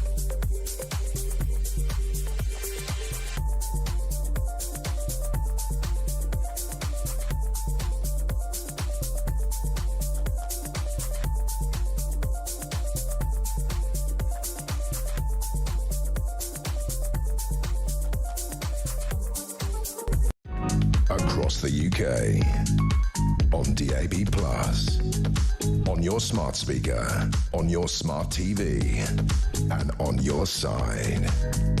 This is Talk.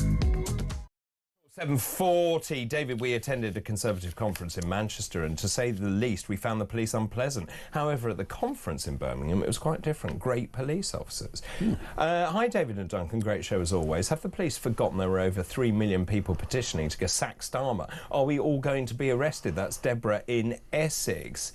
David, I think we just have to try and hang on in there for 4 years. Whoever gets in next time will reverse so much of what the Labour Party is doing. Farmers, pensioners, universities. I think Labour will not get another chance in the polls for many years to come. That's Ray in Huntington. Yeah, but will there be any farms left? Will there be anything left? This is the thing. I mean, I look at this and I think there's this radical rewiring of the country. And after 4 years, it's like, well, what is going to be left? I agree. Does that sound too fatalistic? No. No. Good. It's a long time to wait to see what damage is inflicted. Yeah.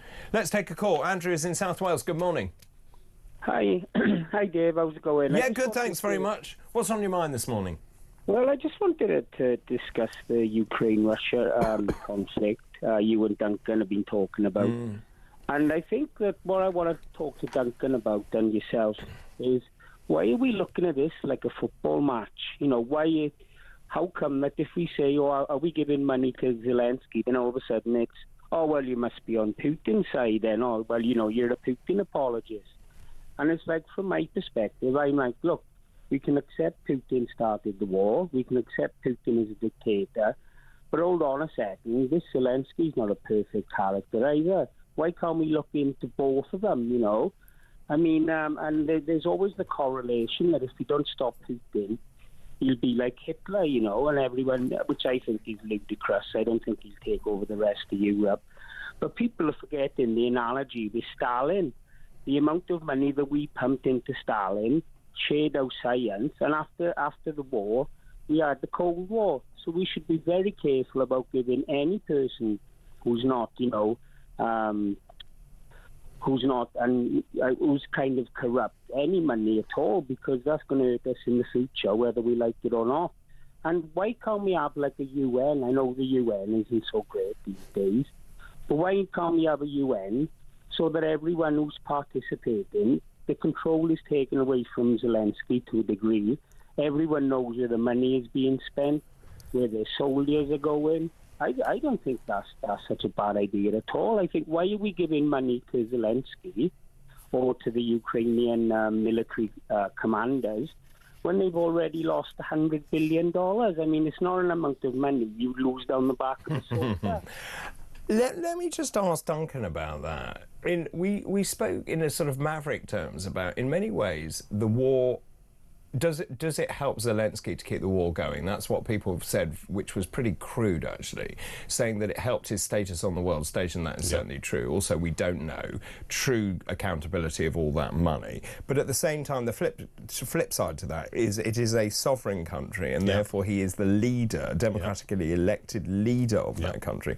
So, A, he has to have a say, and B, it's important that the territorial borders are intact. Yeah. So I think there are a couple of things here, Andrew. I mean, first off, we need a solution, because there's been bloodshed running into hundreds of thousands of predominantly young men on both sides of the conflict. I think it's within everyone's interest to find a solution to get peace. But I don't believe it should be at the expense of Ukrainian soil or indeed power. I don't think that is appropriate. And I do believe that Putin, being the aggressor, should not come out of this with any kind of victory or any kind of reward. And let's just go back. We saw it with Crimea. We have a man in charge of Russia at the moment who thought nothing about poisoning people on British soil. Yeah. These are not symbols or the behaviour of someone who we should treat in a particularly kind way. And if that means, and this is my personal view, if that means we carry on chucking money at Ukraine and Zelensky in order to carry on fighting Russia, I don't have a problem with that. But I think the bigger issue is it gets us back to the defence of our country and what we need to be spending, because it just shows how in the last couple of years the world can become a very volatile place very quickly. Andrew, your thoughts? Well, I like I said, I agree with what you say about Putin, but I don't think that Zelensky should just get this free, a free reign. And everyone says, oh, that's cool because he's defending Europe. Like, I'm sorry, Duncan, but $100 billion. I mean, don't you think we could do with that for our military? If I may, Andrew, let me ask you a question. What would you have Zelensky do? I'd like to see like a force like the UN go in. Of course, Zelensky's got to have a say, but I would like all the money, all the personnel accounted for. I mean, is that too much to ask for? So who would do that? The UN? Well, the UN or some sort of peacekeeping force. I mean, we've already thrown $100 billion, so why not spend another couple of billion in sorting out the proper peacekeeping force? It's an interesting point, Andrew. Thanks very much. Well made as well. Fred is in Hertfordshire. Good morning to you. Good morning. It's actually Herefordshire, but don't worry. Oh, sorry, your line is really bad, actually. Yes. Is that any better? Yes. Yeah. What it is your conversation with Duncan about this programme for under 6-year-olds and whatever. Oh, yeah, with the drag queens. Yeah, that's right. I'm of that era, 1960s and whatever, and I can remember watching stuff like, Captain Pugwash and Magic Roundabout and Mr. Ben and whatever. And, nowadays we all think there were hidden agendas in that, I mean, Dylan was always seen to be high. Yes, he was. And some of the names of the characters on, Now, this is an urban myth because I looked it up. I know where you're going with this. It's an urban myth, and the cabin boy was not called the name that you think he was. And also the seaman, the sea person, was not called what you think he was called, apparently. I know where you're going with that. No, I don't believe it's all new, David. OK, Fred, thank you very much. I mean, it's certainly true that television has always played on multi-levels, and I love that. And actually, when you think about entertainment generally, pantomime plays on different levels, doesn't it? So children see it for one thing, and the adults are all chortling at the smutty jokes that are behind the scenes, but that's very naughty of Fred. I promise I'll do these other stories in a minute. I got slightly derailed then. Let's go to a break. We'll do all of that after this break. Keep your messages, calls coming in, please. The time, 7:47.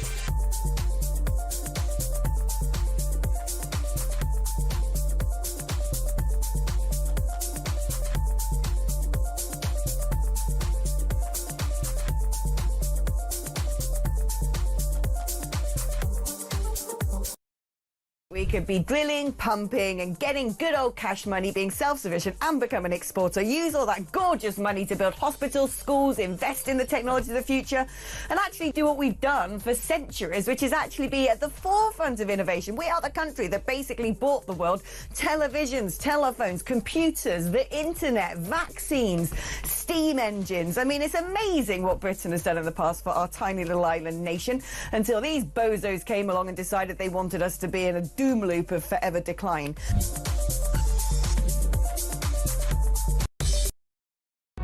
Across the UK, on DAB+, on your smart speaker, on your smart TV, and on your side. This is Talk. This is Talk 7:50. I'm with Duncan Bucks this morning. Duncan, let me tell you this. Trials are underway to see if comedy on prescription can help improve people's mental health and reduce NHS costs by being an alternative to antidepressants. This is Craig Health. They've secured funding for a scheme using stand-up shows and workshops to help people who are isolated, lonely and vulnerable.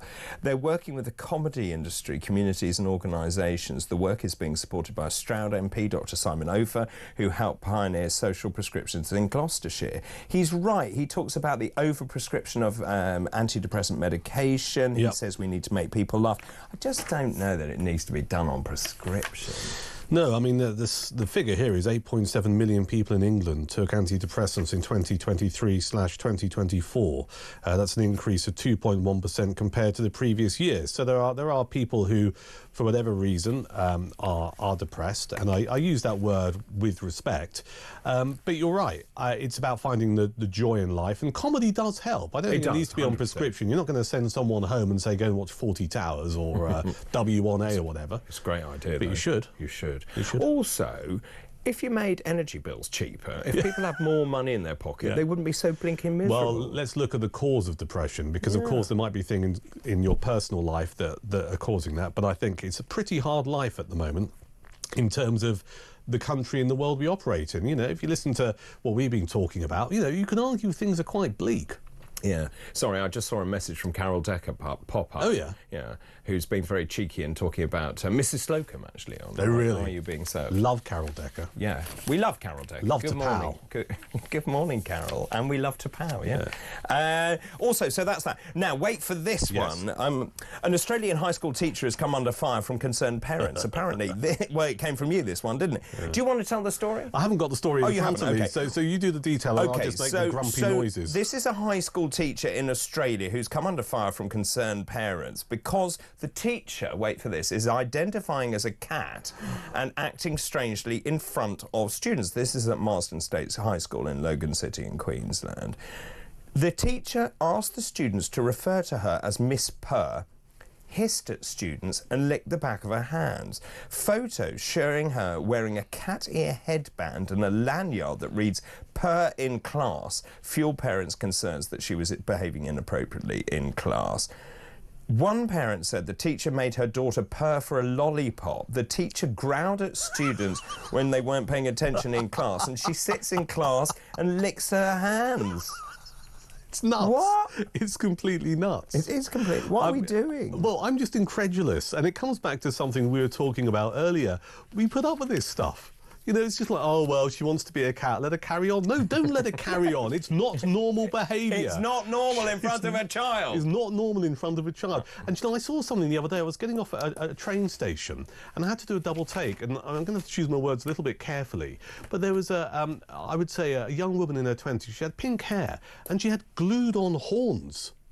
Normal. To her temple. Yeah, normal. And it's just like, what's that about? And I'll tell you what that's about. That's someone just going, if that makes you happy, you carry on. Well, do you know what?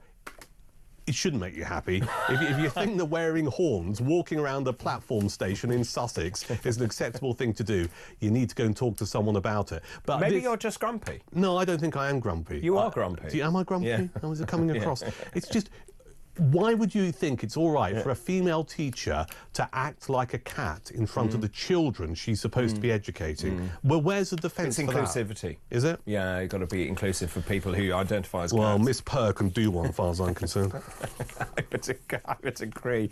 Let me tell you, this is an article, 25 things linked to a long life. What do you think the secret of long life is? I bet there's nothing on there that's on my list, but go on. For you, what is the secret of long life? It's I don't. Well, I try and eat relatively healthily. I don't eat junk food. I stopped eating fast food a long time ago. Apart from what? Okay. It's true. I mean, I like the bag of chips. We won't find me at the Golden Arches, because that stuff's just awful. Oh, it's lovely once in a while. I like a nice walk. I like being by the seaside. I like sea air. I like country air. I think the odd glass of red vino every night is a good thing. I like reading books. I like listening to music. I find swearing's quite cathartic as opposed to getting stressed with people. Just go into a darkened room and swear. To yourself? Any of those on the list? No, funnily enough. Right. This is data from nearly 500,000 UK biobank participants looked at 164 environmental factors and genetic risk scores for 22 major diseases on ageing, age-related diseases, right? The secret to increased life expectancy is eating cheese and living in a house with an open fire. I could see that. I can see that too. Ideally, eating your cheese in front of the open fire. I agree. With a nice bit of booze. Rioja. Rioja, I'm happy with that. Bottle of Rioja, camembert, cheese, brie. Oh, camembert. Yeah? Yeah. You like that? Yeah. Brie, maybe, I was telling you what I had during the week. Comte, I think it's called. C-O-M-T-E. Right. Lovely cheese. Is it? It's cow's milk, yeah. Very good. Right. Yeah. Unpasteurised. Yeah, I like this. What else is on the list then? Living... Oh, right, OK. So eating cheese, living in a house with an open fire. Yeah. There is no significant correlation between a shorter life and alcohol. That's interesting. Oh, that's good. No significant correlation between a shorter life and meat, salt, vegetables or fruit. Even better. People who eat cheese are likely to live longer. But the confounding variable here is cheese eating could be related to socio-economic status. So rich people like you can afford camembert. And as opposed to Dairy Lee. As opposed to Dairy Lee, all that funny stuff that we had yesterday. Whatever, queso, the queso from yesterday. Right. Yeah. OK. I'm not wealthy. I'm a humble hack. So, factors are linked to an increased risk of premature ageing, including being relatively shorter or plumper at the age of 10, having a mother who smoked around birth, smoking yourself, being unemployed, living in a council house. A good education is linked to longer life, tanning easily. Oh. Physical activity, going to the gym. Yeah, I do that twice a week. Living with a... Do you? Yeah, I use the exercise bike. Oh, right, very good, very good. I've seen pictures of you on social media pumping your weights. I know. Yeah. I get told off for doing that. Do you? Yeah. That's why I do more of it. Yeah. Living with a partner, you have a longer life if you live with a partner. If you have a high household income, I'm not surprised because you're less worried. My main takeaway from this is good news. It's the first bit of good news I've heard this morning after that ludicrous story about Miss Purr, the cat's teacher. So you're basically saying eat cheese, drinking booze and eating meat has no detrimental effect to your health. That's what I've just read from that report. Fantastic. Bring it on. Yeah. Although, of course, log fires are meant to be very bad for you, aren't they, because of the particulate matter that's emitted. I think it's only a matter of time before they're banned. They will be banned. They will be banned, yeah. No more logs. But you know the point you made about metropolitan elites? They have no idea how people in the countryside live, you know. And I live in a very sort of drafty house because it's an old house, and I rely on oil for heating, and I use a log fire because it's blinking freezing. Yeah, it's a necessity. It is, and it's rather nice. But this is the thing, isn't it? Because we do have these people in the media, not necessarily here, in power, who are predominantly from a certain section of society. You know, I mean, there aren't many rural MPs knocking around. No. Genuinely rural MPs. I would agree. You might have MPs who represent a rural community or constituency. They haven't grown up in the countryside, so they've got no real understanding of it. I totally agree with you. Duncan, thank you very much for the moment. Kenny in Edinburgh. Hi, David. Comedy on prescription. Now, that is funny. Everyone has bad days, including me, but I don't go crying to the doctor because my boss is mean or my football team gets thrashed. Get a blinking grip and get some perspective. No one has a perfect life. All you can do is make your life the best you can. A prescription for antidepressants or Billy Connolly won't change a person's problems. Only the individual can do that. David, it's no wonder there's so much depression about. This is Pam. Good morning to you. As the comedy we grew up on is all banned, I'm approaching 80 and Saturday nights were spent watching classics like The Two Ronnies. Mike Yarwood, who was brilliant, by the way. Basil and Reginald Perrin. The youngsters now aren't used to laughing and joking. All they see is violence and horrid stuff. I think that's true. I do too. Did the cat-obsessed teacher have a cat tray in the classroom? Probably. And one of those scratching posts as well. Duncan, thank you very much you, for your time and company this morning. It's been absolutely brilliant. Thank you. That's Duncan Box there. Broadcaster extraordinaire. Still so much more to come. We've got our Future Politics panel coming up with Jacob Jervis and also Jonas Dean. That's all still to come. This is Weekend Breakfast. Good morning.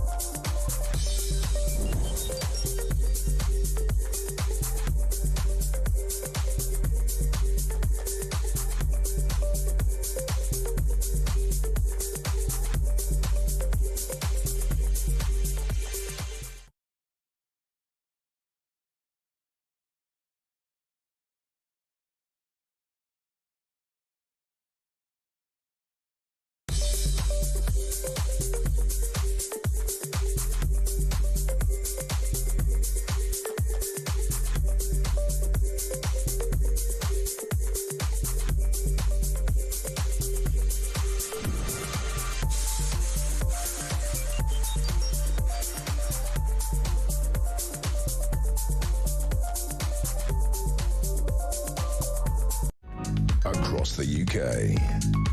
On DAB+, on your smart speaker, on your smart TV, and on your side. This is Talk.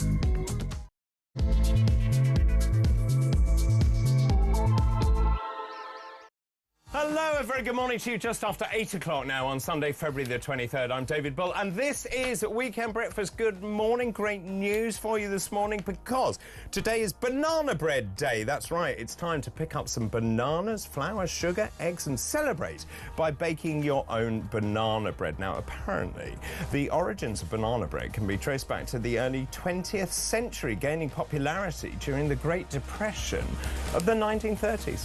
I'm Chiquita Banana, and I've come to say bananas have to ripen in a certain way, and when they're flecked with brown and have a golden hue, bananas taste the best and are the best for you. Very impressive indeed. Also, today is Curling is Cool Day, a day that celebrates the game on ice using techniques borrowed from bowling and also from shuffleboard. Didn't know this. Its origins are actually traced back to medieval Scotland. It became an Olympic sport in 1998. Yes, and also today is International Dog Biscuit Appreciation Day, a day that celebrates the canine treat used as a reward for good behaviour. It's claimed that dog biscuits were actually invented in London by a chap called James Spratt around 1860. They were made of wheat, of vegetables, of beetroot and beef blood. Yum.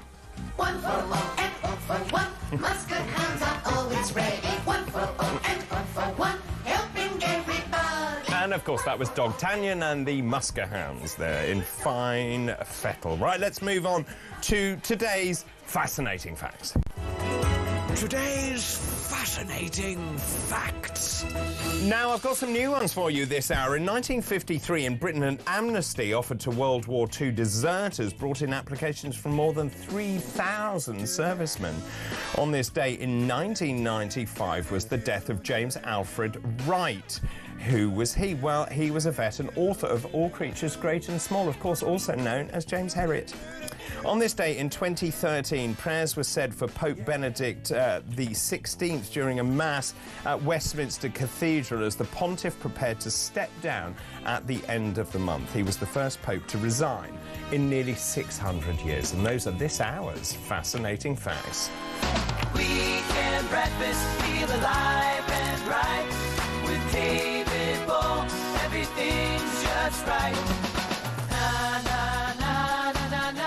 Well, a very good morning to you. 6 minutes past 8 on Sunday, February the 23rd. Ukraine dominating the headlines this morning. If you are just waking up, the Sunday Times says insecure peace risks more war. This is John Healey, the Defence Secretary, saying that a US brokered peace that marginalised Kyiv would actually only lead to a temporary cessation of the conflict. Of course, Macron is there tomorrow. Then we've got Starmer heading over on Thursday. There's a lot of talk about what the Prime Minister is going to offer. The front page of the Telegraph this morning, the Prime Minister looks at faster boost for defence. It's interesting, actually. Rachel Reeves has now said we are going to have to increase our defence spending. So we're at 2.3%.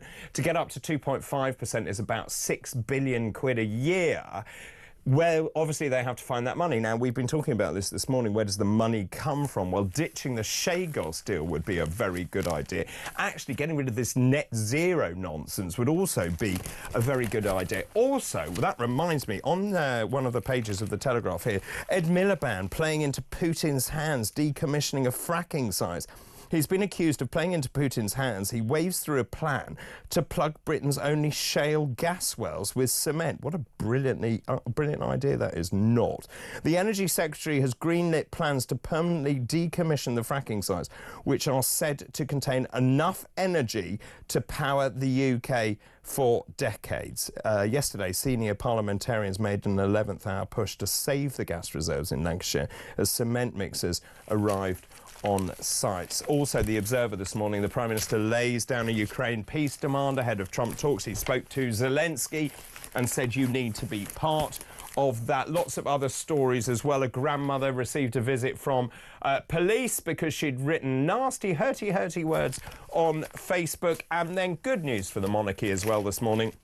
Sunday Express, Australians won't ditch the monarchy. As I said, I think this is in part because William and Kate have done such a brilliant job in terms of the outreach to Australia. I was also talking about 25 things linked to a long life. Eating cheese, up there. Apparently, if eating cheese gives you a greater life expectancy, and living in a house with an open fire. I saw this rather lovely message earlier saying, what makes me happy, David, says Stephanie, and good morning to you, is listening to you at weekends, snuggled up to my man. We're pensioners and we're staying warm. What a lovely message. Thank you very much, Stephanie. Really good to hear for you. Hi, D and D. D's actually gone, but Mick in Watford. What a show today. You've covered such a multitude of subjects. Great work. I think D should be given an honour. No, not you, D, the other D. Anyway, terrific Sunday morning entertainment. Thanks very much, Mick, for that. We were also talking about comedy being prescribed, actually proper comedy. All the comedy and laughter I grew up on years ago, now when being shown now on certain channels, contains a banner on the screen to say it might offend. You're kidding. It didn't do us any harm, and there was less or fewer mental health issues around there. Laughter also got the country through the war. Good show. That's David in Hailing Island. I do worry about our sensibilities here. I think the double entendres, the Dick Emery was so brilliant when I was growing up. I just remember him doing that vicar thing with the big teeth. Also, hi David, this is from Dave. I'm worried that by the time we're able to vote out Starmer and his disastrous corrupt front bench, farming will have been diminished, net zero, foreign spending will have destroyed our economy, our culture will be lost to the migrants, we'll be totally dependent on imported food, gas and oil. Our country will be in the toilet. Starmer has to go. Let's take a call. Steve is in Leeds. Good morning. Good morning, Dr. David. How are you? Yeah, all right. Thank you very much. What's on your mind this morning? It's just about the Ukraine war and the peace deal. I think there's a little advertised thing that's been going on, which is the Americans are negotiating with Zelensky for exclusive rights to the rare earth minerals in Ukraine. Half of them, that's right. 500 billion quid's worth. Yep. Now, they're an important thing these days. Elon Musk and all his team of billionaires need those minerals, and most of the other minerals in the world have been bought out by the Chinese. Yeah. Now, if Zelensky signs that deal, America will have what's effectively they call skin in the game. They're not going to allow Russia to expand any further if it intrudes on their rights to those minerals. Oh, that's interesting. So I think Zelensky signing that deal will be the thing that guarantees the safety of Ukraine, because the Americans only ever get involved in a war if there's something in it for them. And it also allows President Trump to say to his own people, look, there's a reason why we need to spend $400 billion in Ukraine, because we've got skin in the game. At the moment, they're spending all the money, and the American people are saying, what for? It's nothing to do with us. So actually, it could be the thing that helps the peace deal and secures their future. It's a really interesting point, actually. How much of this do you think is Trump wanting to have world peace, and how much of this is actually Trump trying to push his own agenda? Well, if you think about it, Russia invaded the Donbass for the minerals. It took over Crimea for access to the Black Sea. The Americans, as a nation, are no different. They want the right. They want all these things themselves around the world that the Chinese are buying up. So this is about America guaranteeing its own future with certain rare earth minerals it hasn't got. It's got its own oil. It's got its own gas. But America, like any other nation, says we need to access these things, and other countries are taking the lead and doing it before us. How do we do it? I don't think he cares about the Ukrainians necessarily, and I don't think he's that bothered about the Russians. But Zelensky says he's not willing to sign this deal currently as it stands. Meanwhile, Trump says Zelensky has no skin in the game. Yeah, well, Zelensky doesn't want to sign the deal because he'll be beholden to the Americans. At the end of the day, unless you've got a powerful ally as one of those nations, like America, you're going to end up liable to be invaded by Russia because nobody's standing behind you. The rest of Europe aren't standing behind him. So the Americans are saying, look, the price of peace, the price of us supporting you for the next 50 years with military force or the threat of military force, you've got to give us something in return. And it's that deal. And it surprises me that Zelensky's resisting doing the deal. It's like, well, why wouldn't you? Why wouldn't he do the deal with America if that means he's going to get his country back and peace in our time? It's a fascinating point. Just finally, if I may, How significant is it Starmer going across to see Trump? Does Trump really care what Starmer thinks? No, it's like the Iraq War.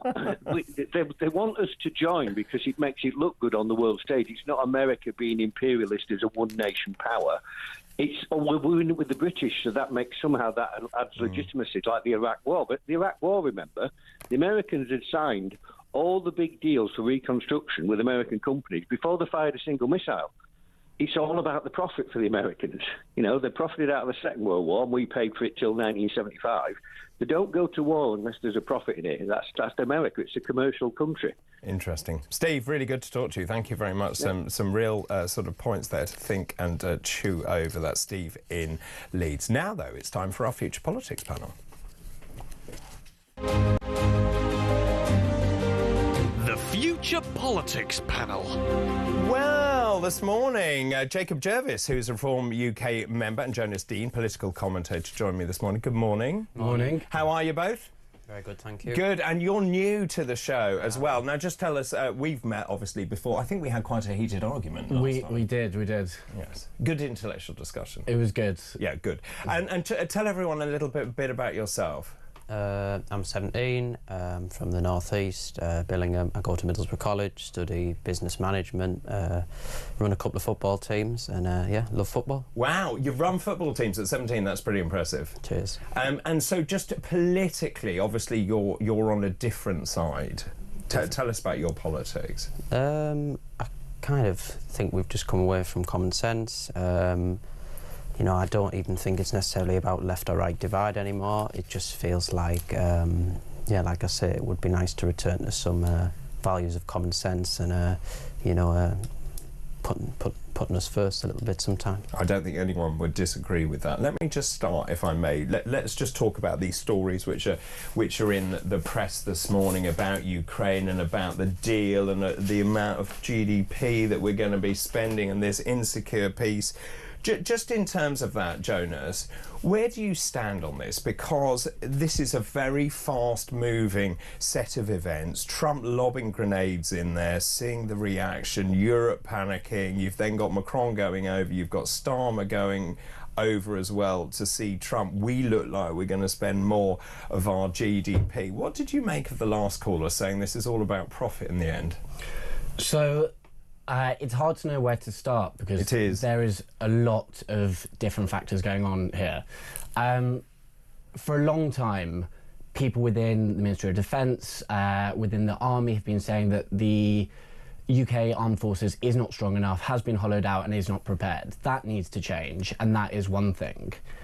The flip side is Trump's comments about Zelensky being a dictator, about him starting the war, are dangerous. And they're not just dangerous from a negotiating position. It's like an early birthday for the Russian press. I do think there are American interests at play.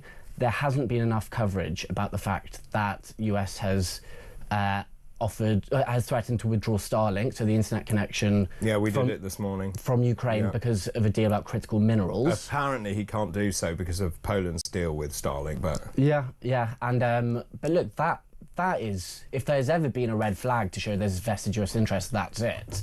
And so I think it's time for Britain to really step up, and all the people that wanted Britain to have a great role in the world during Brexit and during negotiations afterwards to step up now and say, what do we really believe in and how do we support Ukraine? What do you think as a 17-year-old? When I was saying, actually, when I grew up, we had the threat of nuclear war hanging over us the whole time from America and from Russia. Are you worried about what's happening in the world? I'd certainly say it's probably the most dangerous predicament we've been in for a long time. You know, in the Middle East, in Ukraine, you know, all across the world, it does seem to be a dangerous place at the minute. On the Ukraine things, you know, I don't agree with Trump when he says Zelensky is a dictator. I don't agree with that myself. But what Donald Trump is very good at is, you know, a very good record on peace. You know, no new wars in his term. The Abraham Accords. You know, I mean, if there's one man I think that can solve it, I think it's Trump, and I think Trump is wanting peace. I think we're kind of encouraging a war that can't be won. So you know, we all want peace. Do you think Trump wants peace, or does Trump want to stop spending money?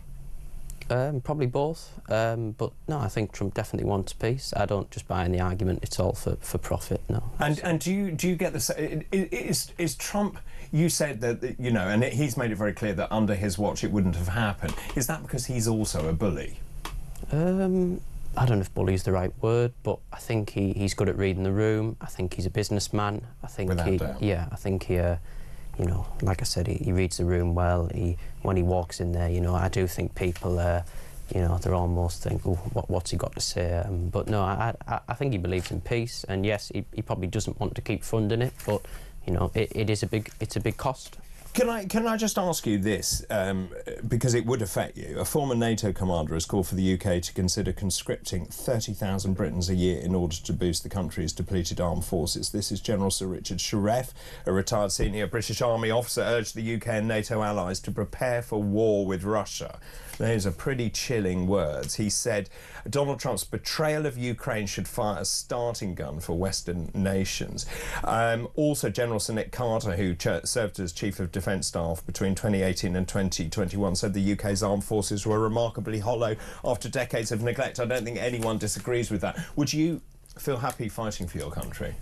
Yeah, I think I would. I think, you know, on the grounds of the values of what reforms stand for, you know, your country, your family, your community. But, you know, you compare our wartime effort when we had somebody leading the country like Churchill to what we've got now. Would I be fighting for Keir Starmer? Absolutely not. Would I be fighting for my family? King and country? King, country, my maybe future children or whatever it is. But certainly I wouldn't be inspired to fight from the government point of view. And from your perspective? Well, I don't know how, with that suggestion, you pick the 30,000 conscripts specifically.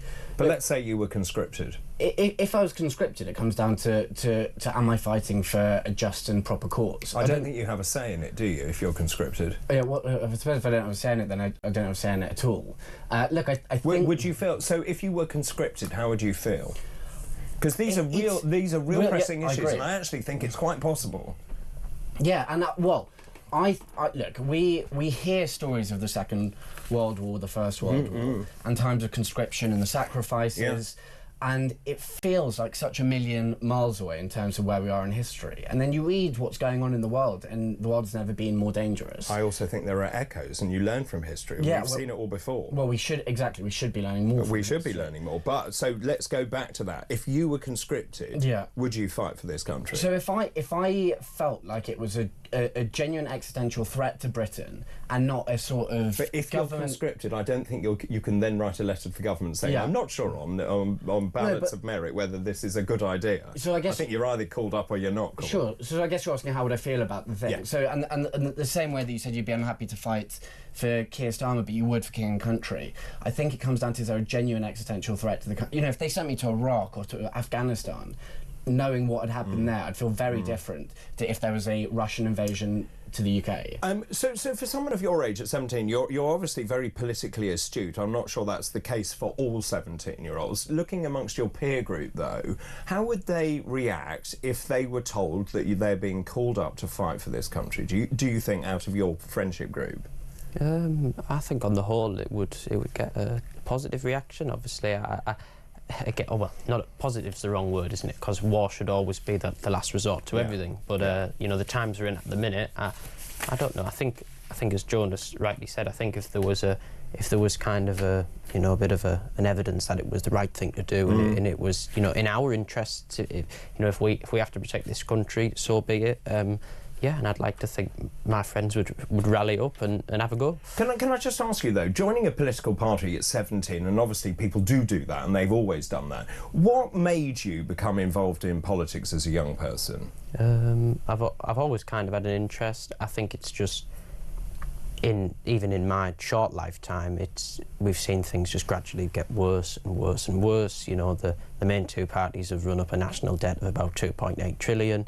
They've exploded the population of the country, you know, all these, you know, mitigating factors all the time. And even in, like I said, in my short lifetime, everything, we just seem to be in societal decline, economic decline, and I guess it kind of inspires me to get involved, and if I can be part of a small change in getting us back up and running, so be it. Can I ask you as well? You're very politically driven as well. What drives you? I think we're both driven by probably the same underlying thought process, although from different angles, which is we want to see some change in the world. We believe that society should look like this. We think there is a better potential tomorrow. And although we come at it from different angles, I think that comes from the same sort of thought process. And of your friendship groups, are they politically minded in the same direction that you are, or do they tend to vote for different parties or support different parties? So it's very varied. The political spectrum's very varied. I think they'd be fairly unified in not being passionate about being called up for war. I mean, part of it is what you touched on. I think this sense is sort of underpinned by a lack of sense of national pride around the whole country.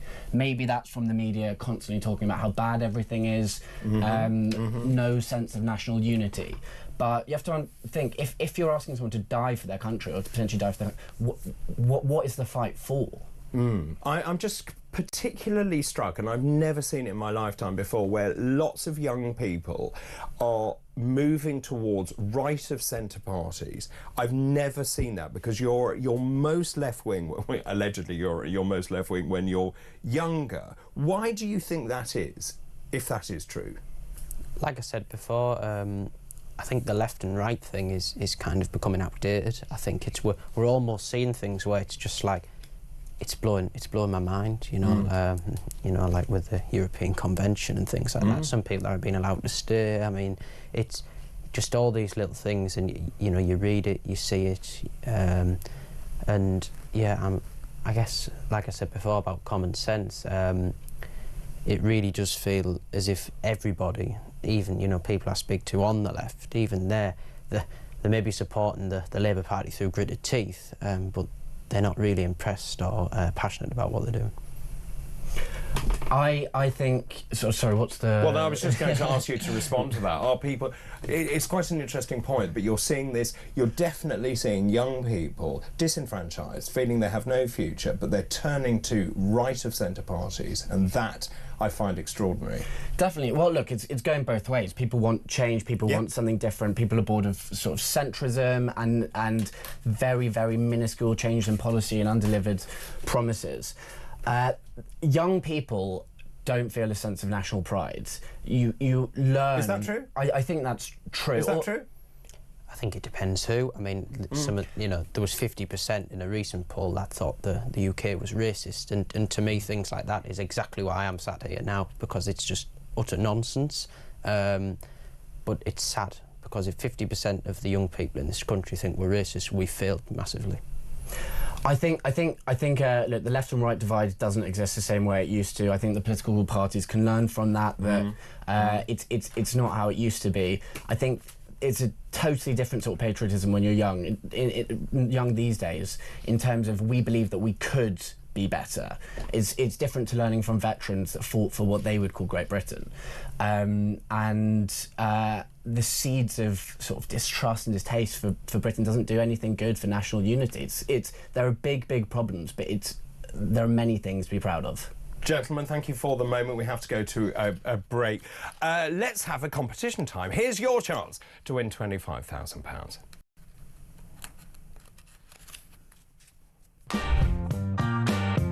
It's competition time, and we're giving you a chance to win a whopping £25,000. So what do you need to do to get involved? All you have to do is text the word prize to 83338, or you can enter by post. It's as simple as that. Once again, to get involved, just text the word prize to 83338, or you can enter by post. 18 plus, UK excluding NI. Enter by SMS for £2 plus one standard network charge by 11 p.m. on March the 3rd, 2025. Or send your name, email and contact number to £25,000 cash competition, PO Box 3190, Colchester CO2 8GP, to arrive by 5 p.m. on March the 6th, 2025. This is a News Broadcasting Network promotion. Full terms and conditions at talksport.com. There you are, your chance for £25,000. Loads of messages coming in. David, Dr. David, sir. Well, I quite like that. Why would any white working class lad want to fight for an elite that hate them unless they want to start a war? I would fight for my country, but not this lot of politicians who are anti-British anyway. That's Trevor in Harrow. One more before the break. Paul in Hartlepool says, good morning, David. Excuse me, as a former serviceman, I would expect all those conscripted to fight for the United Kingdom. However, a few years into the future, people like Starmer, Hermer and Sands will be chasing them to answer alleged war crimes. That's Paul in Hartlepool. Keep all of those messages coming in, please. I'll return with Jacob and with Jonas after the break. We're going to be talking about knock, knock, the thought police knocking on the door of a grandmother because she put hurty words on Facebook. Also, should the government be able to look at what you are posting on social media? That's all still to come. This is Weekend Breakfast.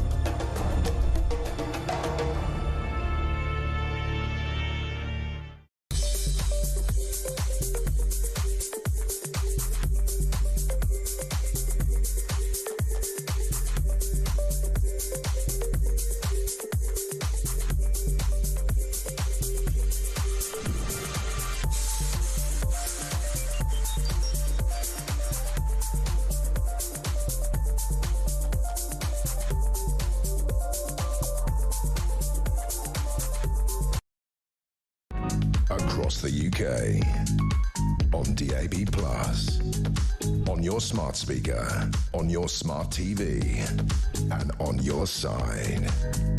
This is Talk. Welcome back. This is Talk 8:31, Sunday, February the 23rd. Good morning, Doctor, says Tim. Would recent or any migrant arrivals be expected to defend, fight and face conscription? If they were and refused, what would actually happen?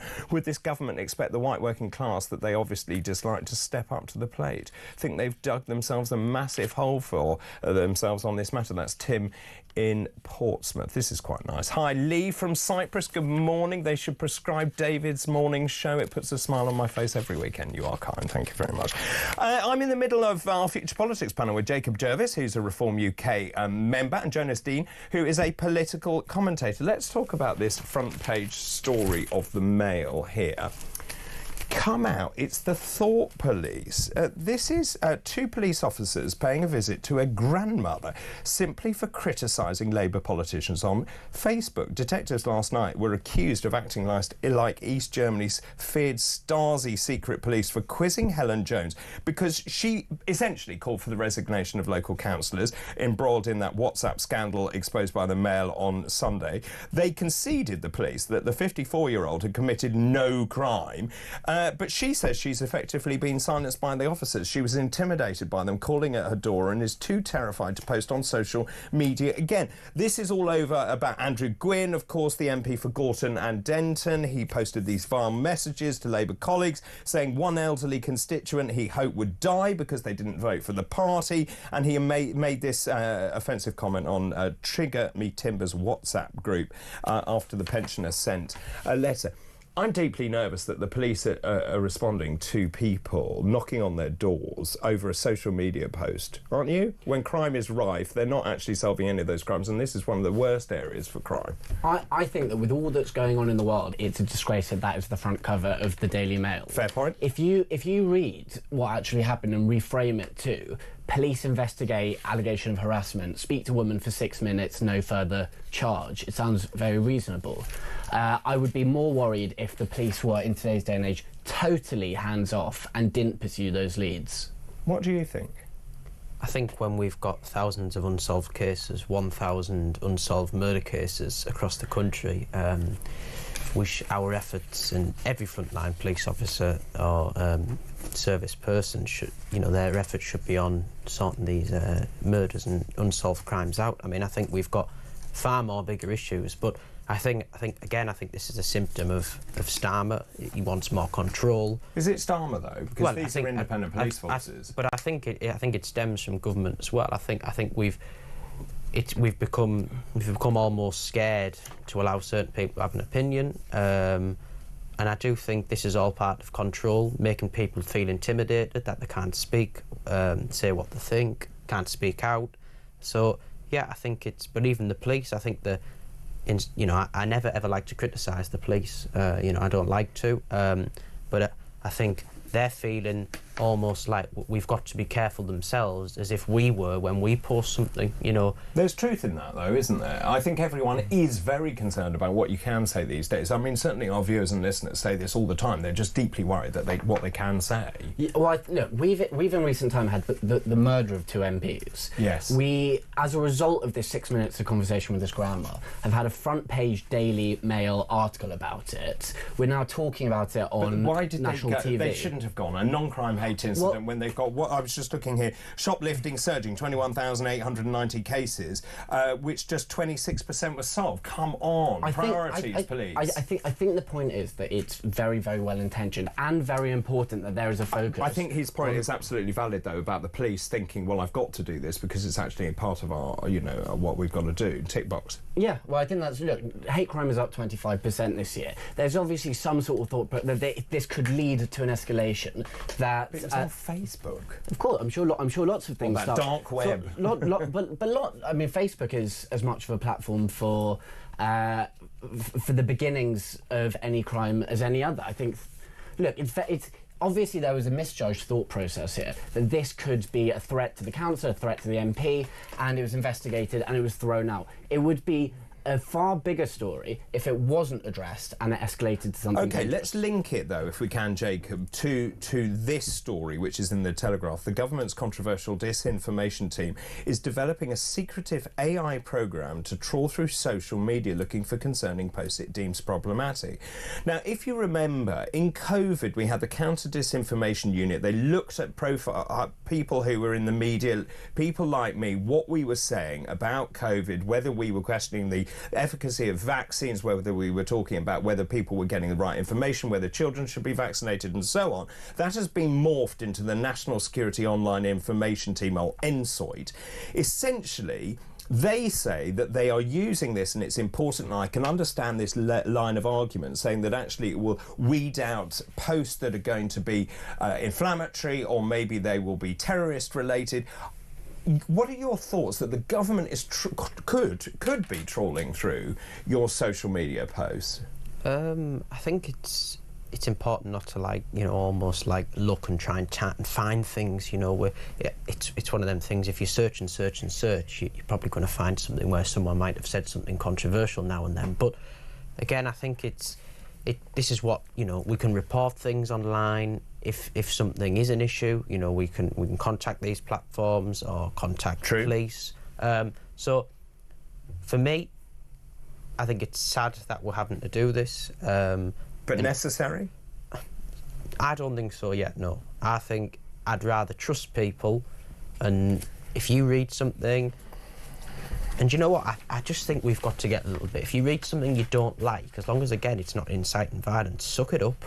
Guess what? You might not like it. You're tough. But get on with it, you know. Suck it up. Yeah. Well, I mean, that's a pretty tough stance. But isn't that the beauty of social media? I think, anyway. I think. So let me just counter that by saying I also would suggest that people write stuff on social media they would never say to your face. Not in a million years. No, I understand that. But again, that maybe says things about them instead of social media. I would agree with that. I mean, certainly the things they say about me aren't very nice to read sometimes. Well, look, I agree with a lot of what Jacob said. I think that the right to free speech and the right to offend is a right. But that's totally different to the right to plan an attack, the right Agreed. to... But are they going to... Are you happy with this, that the government has the potential to have access to everything on social media? Is that the right use of resources?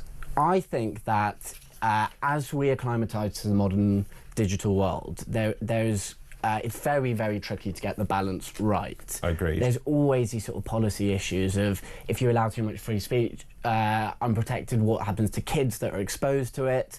I don't think it's good to be constantly suspicious of the government in some sort of pseudo-censorship, authoritarian way, because we do have the right to free speech. But look at the way the government clamped down on people who were exercising their free speech in the past. I just worry this is very Orwellian. Someone's just said spying on social media is another step towards a police state. I think that people need to be very careful of the level of distrust from well-intentioned... What about people in COVID who were singled out for being troublemakers?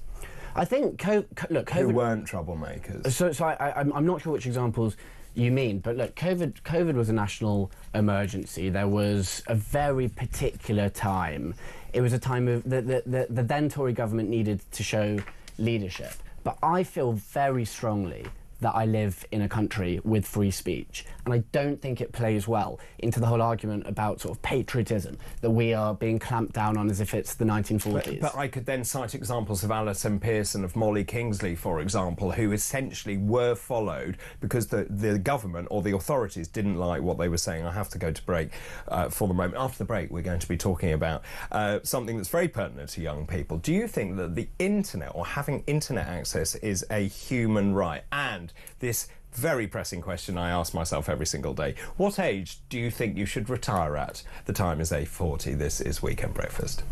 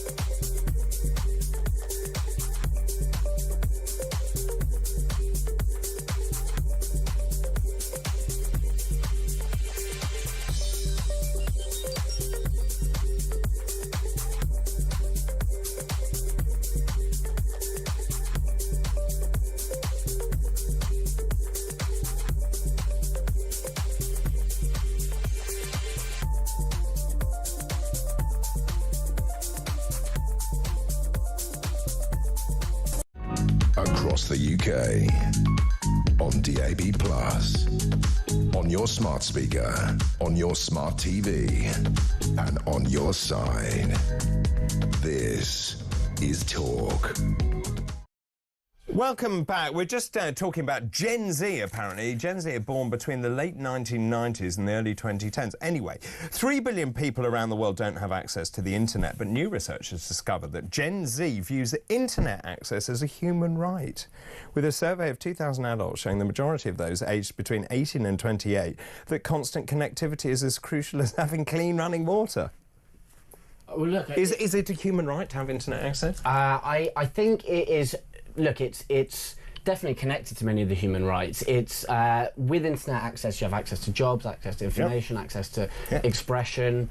being disconnected from the internet leaves you in the dust. It makes sense. It's almost like access to education these days. That's where it stands. I mean, it's amazing. When I went to med school, there was no such thing. It was dial-up, and we were lucky to have dial-up. And that wasn't, I mean, it wasn't that long ago. Is it a human right to have internet access? I just find it fascinating. I think I agree with Jonas. I think it's part of it, probably in line with some of them. You know, is it as important as clean water? Absolutely not. Is it important as having a shelter over your head? Absolutely not. But, you know, what I would say is it's good. It kind of gives you access to see different viewpoints. I think it helps you as a person, nurtures you. You know, you do see the bad, the good, and the ugly. You know, you do see that from social media, and I think it's good. I think it's a reflection of society that we grow up in now, and I think social media helps get you ready for the real world. I think there's one other thing, which is actually everything has pivoted so much towards the internet. So whether it's about getting groceries or applying for jobs, your point, which I think is a really important one. So now what we're doing is actually alienating elderly people, isn't it? Because those people who aren't particularly internet literate are left high and dry. Well, look, I don't think we're alienating elderly people. I think there's a digital divide. Yes, there is. There's lots of stuff that you can do to combat it. Anything that changes in the world leaves behind those that aren't used to those changes. But there is a focus on those. You know, digital inclusion is a thing. Digital inclusion, yeah. Anyway, it wasn't that long ago I had dial-up. Let me just tell you about this one. A 24-year-old woman bent on retiring by the age of 40. She's managed to save £75,000. I was thinking you've got a long way to go. But anyway, critics say she's missing out on her youth and she should live in the moment. This is UK-based Mia. She's got 94,000 followers on TikTok. She is a proponent of something called FIRE, or Financially Independent Retire Early. This is a movement popular with Gen Z in recent years. She lives very frugally. She eats a 50p breakfast every day of an egg and half a bagel. She refuses to buy a cup of coffee when she's out. Very wise, if you ask me. Never gets her nails done. She says, by the age of 40, I will have retired. When do you want to retire? Is that the right way round, or do you need to live in the moment? Maybe I'll retire. Look, if I could retire today, that'd be good. But would it? Do you know, it wouldn't be good. I think we live in a world where you take genuine purpose and value from your work and your direction and what you do. Look, a holiday's nice, but a life of holiday doesn't do that much. But good on her. If that's what fulfills her and that's her goal, then I support it for her.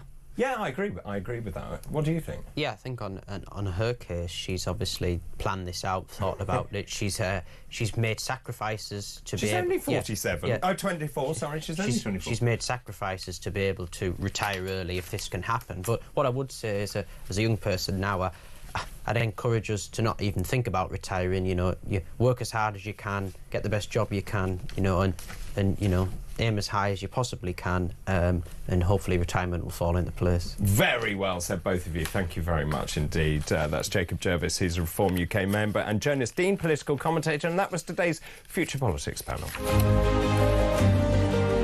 The Future Politics panel. Now, after the break, Rupert Bell will be joining us. It's time for Rupert's Royal Roundup. We're going to be talking about William and Kate to join King Charles, leading the nation to mark VE Day. Also, I want to ask him about Australians and this big headline saying they won't ditch the monarchy. That's going to be music to Rupert's ears as well. Also, my favourite person, Meghan Markle, has posted cringy Instagram posts about her new brand. Can't wait to talk about that. Rupert's up next. This is Weekend Breakfast. Good morning.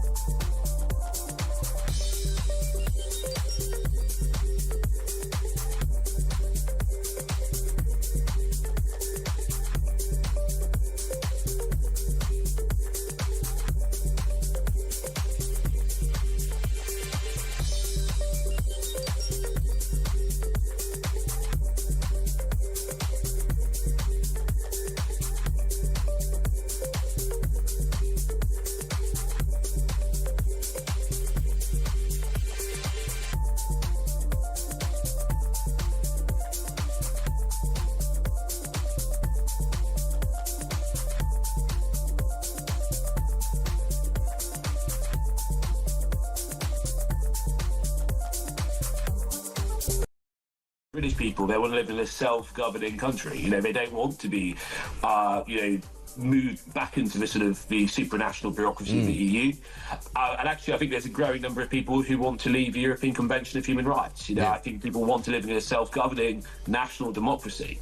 But I think it's very sad, because I think all over the world right now we're seeing, you know, right-wing governments come to the fore. We're seeing the left, the centre-left collapsing. But at precisely that moment, we're stuck with Keir Starmer and whoever the Labour Party are replacing with for the next 4 years.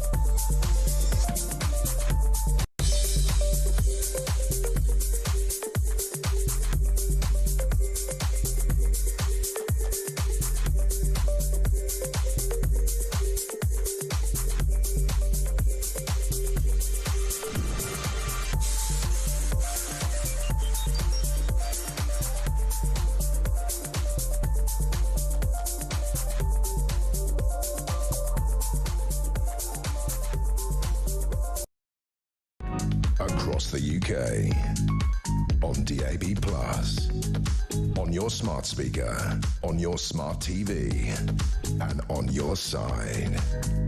This is Talk.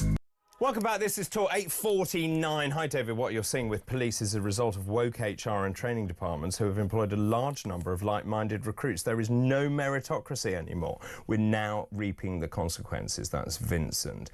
Hi, Dr. Bull. How about conscripting illegal migrants to fight after 5 years of active service? The claim for British citizenship, they can then do that. This would also put an end to them coming here. That's S. Simon from the Isle of Wight. David says, Rob in Portsmouth, if the illegal immigrants want British nationality, we could sign them up to the army, and that would also tick the diversity box. Keep all of those messages coming in.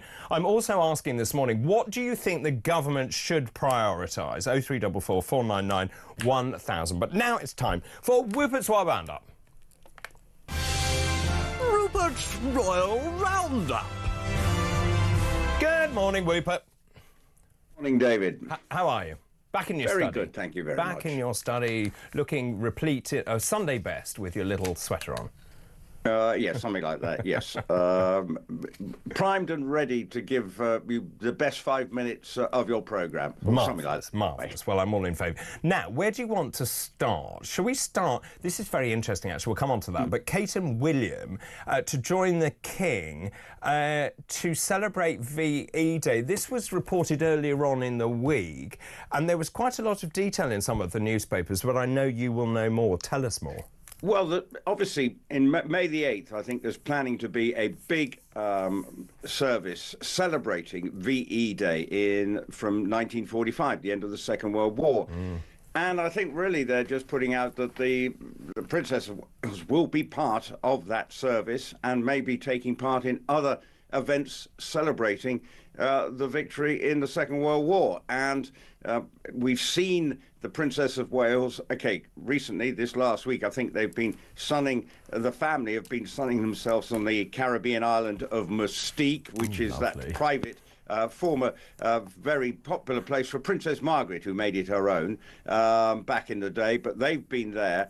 So we will see her, we are seeing her more and more out on the road. We saw her recently in Wales. So this is all part of the fact that her life is getting back to something like near normal. I think it's still having to be managed. Like a lot of people who are recovering from cancer, you never quite know how you're going to feel from day to day. So I think it's all a good sign. But it's also, I know the Princess of Wales would be very keen to be part of whatever celebrations are taking place, including that service at Westminster Abbey. So expect to see more of her and to be a significant part of the celebrations of to mark the day in 1945, 80 years ago. And what do we expect of the day? There was talk about a big procession, the King and the royal family on the balcony at Buckingham Palace. What more do you know? Well, I think that one of the problems is a big procession militarily, it causes logistics. We saw coronations and other things pared down military because, and actually, let's be honest, is one of the big talking points. How big are our armed forces? Are they fit for the modern day in political environment or just the world environment at the moment? So it might be a strain on resources, but I'm sure the King will be extremely keen to mark what was such a significant day in British history. So if there is an opportunity for maybe, well, of course, we see it at the King's birthday parade. He will come out onto the balcony, which is normally a month later. So whether that actually happens remains to be seen. But I'm sure there will be significant events to mark what, as I say, was such a landmark occasion and bring it into focus, because obviously with what's going on now, there is an opportunity to sort of highlight, well, what was the political and how did we end up in a situation where we ended up war? If you look at the lead up to the Second World War, Czechoslovakia, then we go into Poland, peace in our time. There's a lot of similarities to the sort of world environment as we speak, and maybe these celebrations will be a chance to focus people's minds on what can happen if things go a bit wrong. I think that's a brilliant point, actually, about appeasement, and of course the parallels are strikingly similar, aren't they, with what is going on today. Let's move on and talk about this, which is the front page of the Sunday Express. Australians won't ditch the monarchy. Well, yes, we saw the King and Queen were there last year and received with a great deal of affection. And I think what is beginning to reflect is that the Australians are not quite sure if they get rid of it, what do we end up with? Do we just end up with a failed politician becoming the leader of, or whatever, something like that? That's obviously a debate in this country from the Republican lobby. They say that we shouldn't have, obviously, a monarchy. But actually, you've got to persuade the rest of the population, is the new system better? Now, Australians might say, well, why have we got our head of state as the other side of the world? But if they can't work out what is better, then obviously stick to what you know. And given the reception that both the King and Queen had in Australia, suggests at the moment the Republican lobby is not winning its way. And obviously to suggest that actually the Prince and Princess of Wales, when he becomes king, will still be the head of state and it won't be something that will happen in the short term, is actually quite revealing. Certainly Australians I've spoken to are quite happy with the status quo, but I do know that the royal family will always take the view, if the country decides they want to change, then they will not stand in their way. They have, they see that it's the country's right. But if while the monarchy is seen to be effective or have a role that Australians are comfortable with, then there probably will be no need to change. They probably feel that they may have more important things to resolve rather than who is head of state, which of course is only a figurehead, really. Yeah, it's fascinating though, because it looked at one point that Australia was in favour of ditching the monarchy, and of course that's gone into reverse. Shall we now talk about my favourite person, Meghan Markle? Yes, and I'm going to give you some phrases, and I know you love a... Right, this is because there was an Instagram post. You mind I'm going to do a U and put my glasses on, David. Because we're old, Rupert. Yeah, we're old, and I'm not retiring, though, okay? Oh, no, good, excellent. Okay, I'm still going to keep on going, so I know you want to know the age. Well, keep working as long as you want, is what I say. Anyway, hey, and this is for you, and this is not a personal message to you, right, David. No. I love you with all my butt. Oh, Rupert. I would say heart, but my butt is bigger, right?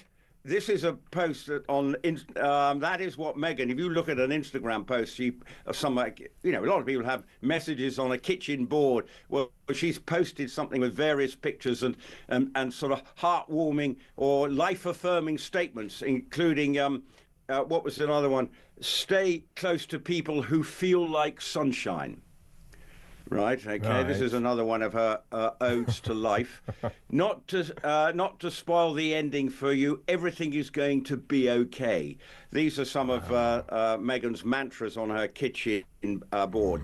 It's a lot of psychobabble, basically. Oh, it's deep, Rupert. It's deep. It's deep, and this is where she's trying to prove that she's got a role in, and with obviously the lifestyle program coming out on March the 4th, just a week to go, can't wait for that, and which is delayed. And obviously she did launch her, As Ever, in no longer American Riviera Orchard, but her new brand name is As Ever. And in this Instagram post, she did say, well, we've had to really look at it. Well, actually, the reason they've had to re-look at it, they couldn't get the trademark. And there are questions about as ever, because there are clothing firms in New York and the coat of arms is very similar to a Spanish town. So it's not gone completely straightforward, but the good news is you will be able to buy jam and more jam and yet more jam.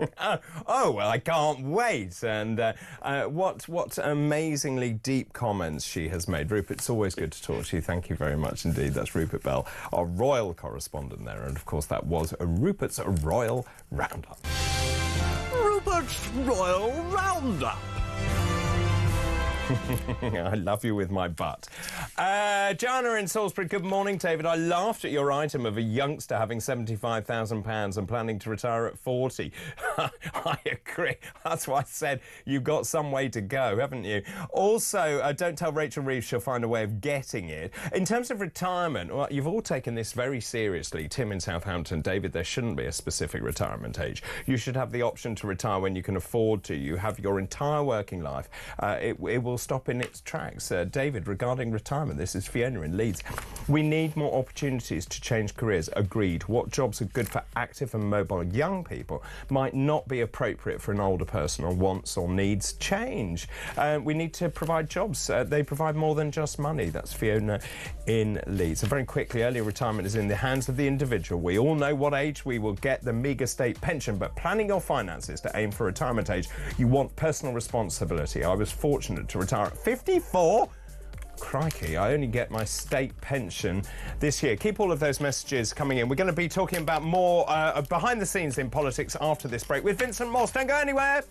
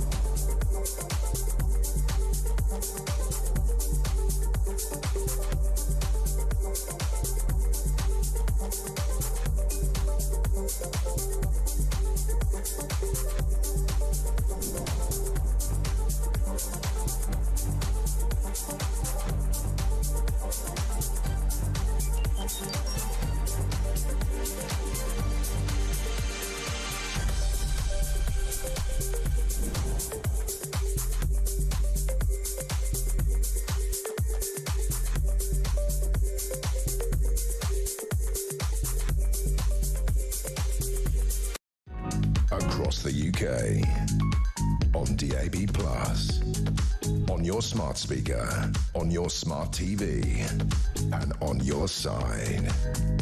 This is Talk.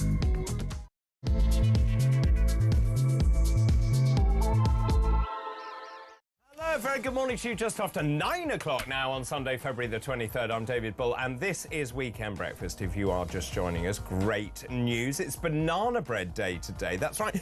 So it's a day where you pick up some bananas, some flour, some sugars, and some eggs, and you celebrate by baking your own banana bread. And apparently the origins of banana bread go back to the early 20th century, gaining popularity during the Great Depression of the 1930s. Bananas in pajamas are coming down the stairs. Bananas in pajamas are coming down in pairs. Of course they are. Bananas in pajamas. Also today is Curling is Cool Day, a day that celebrates the game on ice using techniques borrowed from bowling and shuffleboard. Its origins, however, are traced back to medieval Scotland. It became an Olympic sport in 1998. And if that wasn't enough, today is also International Dog Biscuit Appreciation Day. It's a day that celebrates the canine treat used as a reward for good behaviour. It's claimed they were invented, dog biscuits this is, in London by James Spratt. Around 1860, they were made of wheat, vegetables, beetroot and beef blood. Yummy. Scooby-Dooby-Doo, where are you? Scooby Snacks. Some work to do now. Oh, very good. Scooby Snacks. Right, let's move on to this morning's fascinating facts. Today's fascinating facts. So on this day in 1633 was the birth of Samuel Pepys, the London diarist. He was secretary to the Admiralty and creator of the modern Royal Navy. On this day in 1874, Major Walter Clopton Wingfield, which is a great name, Major Walter Clopton Wingfield, patented an outdoor game he called Schwaristike. It was later known as lawn tennis. It was eventually adopted by the All England Croquet Club, which sponsored the first Wimbledon Championships in 1877. On this day in 1920, the first regular broadcasting service in Britain started from Marconi Studio in Writtle near Chelmsford. The 30-minute programme was transmitted twice daily. Peter Eckersley opened with, "Hello, hello, this is 2 Emma Talk." Writtle testing this, saying 2 Emma Talk stood for 2MT. That was the licence granted to Marconi by the General Post Office. And one more for you. On this day in 1934, the death of Edward Elgar, of course, the English composer, amazing composer. Amongst his best-known compositions are orchestral works, including the Enigma Variations and the Pomp and Circumstance Marches. And those are this morning's fascinating facts. Weekend mornings, we're taking flight. The day before, everything feels right. Weekend breakfast, shining like the sun.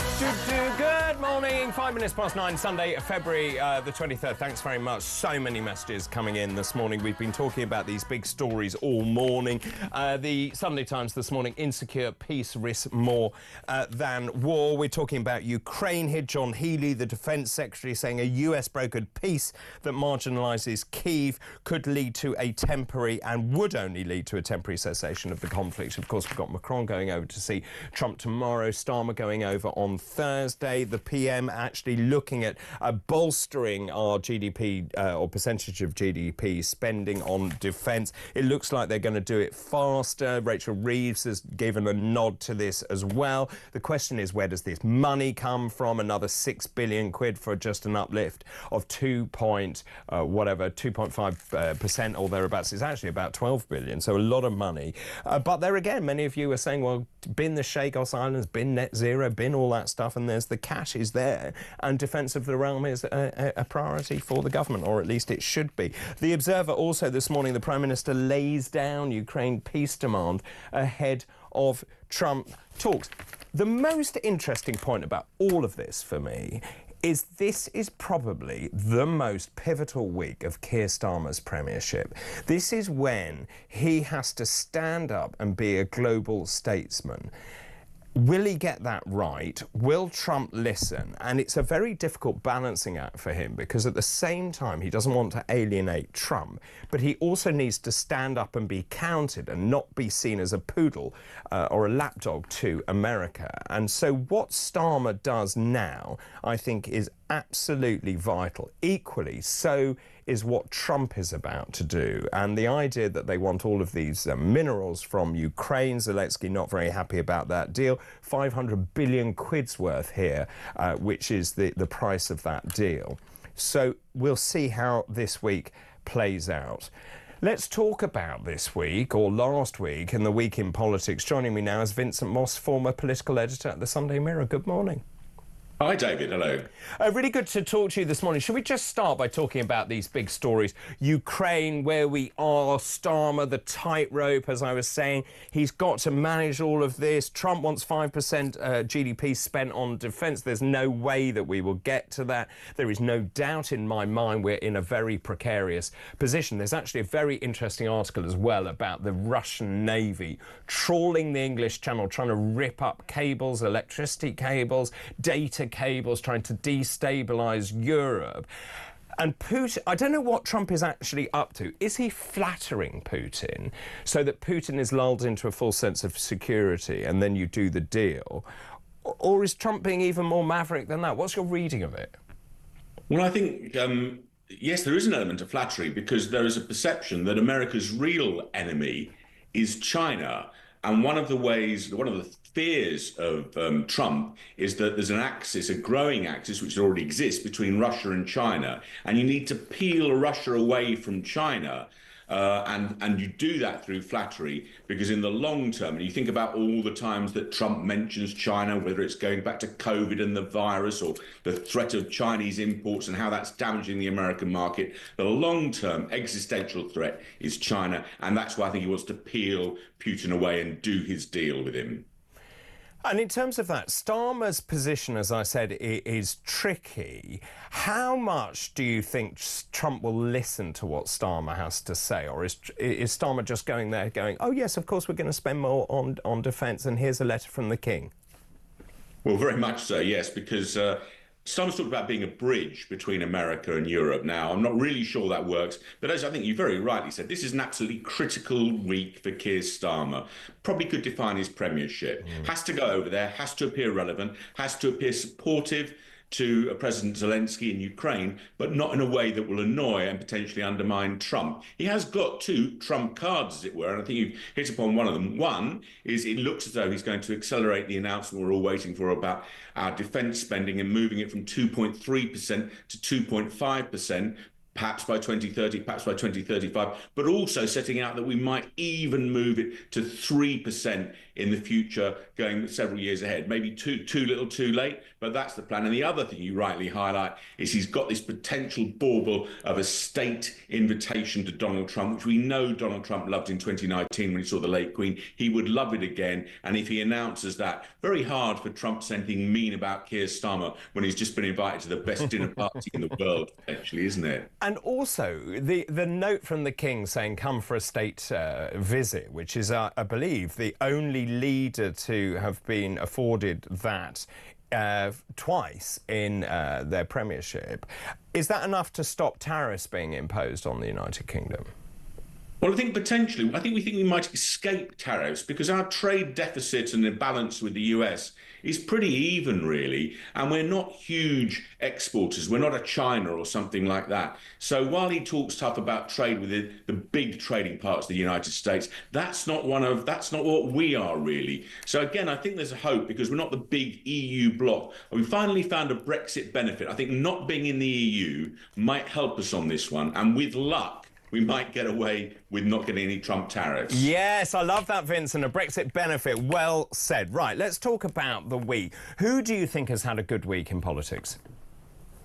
Well, I think in terms of a good week and landing blows, it's the people in Conservative Central Office who've been poking holes in the CVs of Keir Starmer's cabinet. The latest is the Business Secretary, Jonathan Reynolds. Before he was an MP in 2010, he kept referring to the fact he was a solicitor. Looks like he was only a trainee solicitor. And this comes hard on the heels of, we've all seen Rachel Reeves' CV issues about how long she was at the Bank of England. And let's not forget Angela Rayner, who claimed that she was a care worker, a home help for many years. But different versions seem to suggest she did the job for 7 years, others for 17 years, and it looks like some of that time she was a trade union official. Interesting and important job, but not the same as being a home help. So a good week for all those if you like, people ferreting away in the background and looking at people's CVs on LinkedIn. But I mean, all it does is undermine confidence in the political system. What is it with these politicians that think it's OK to lie about your CV?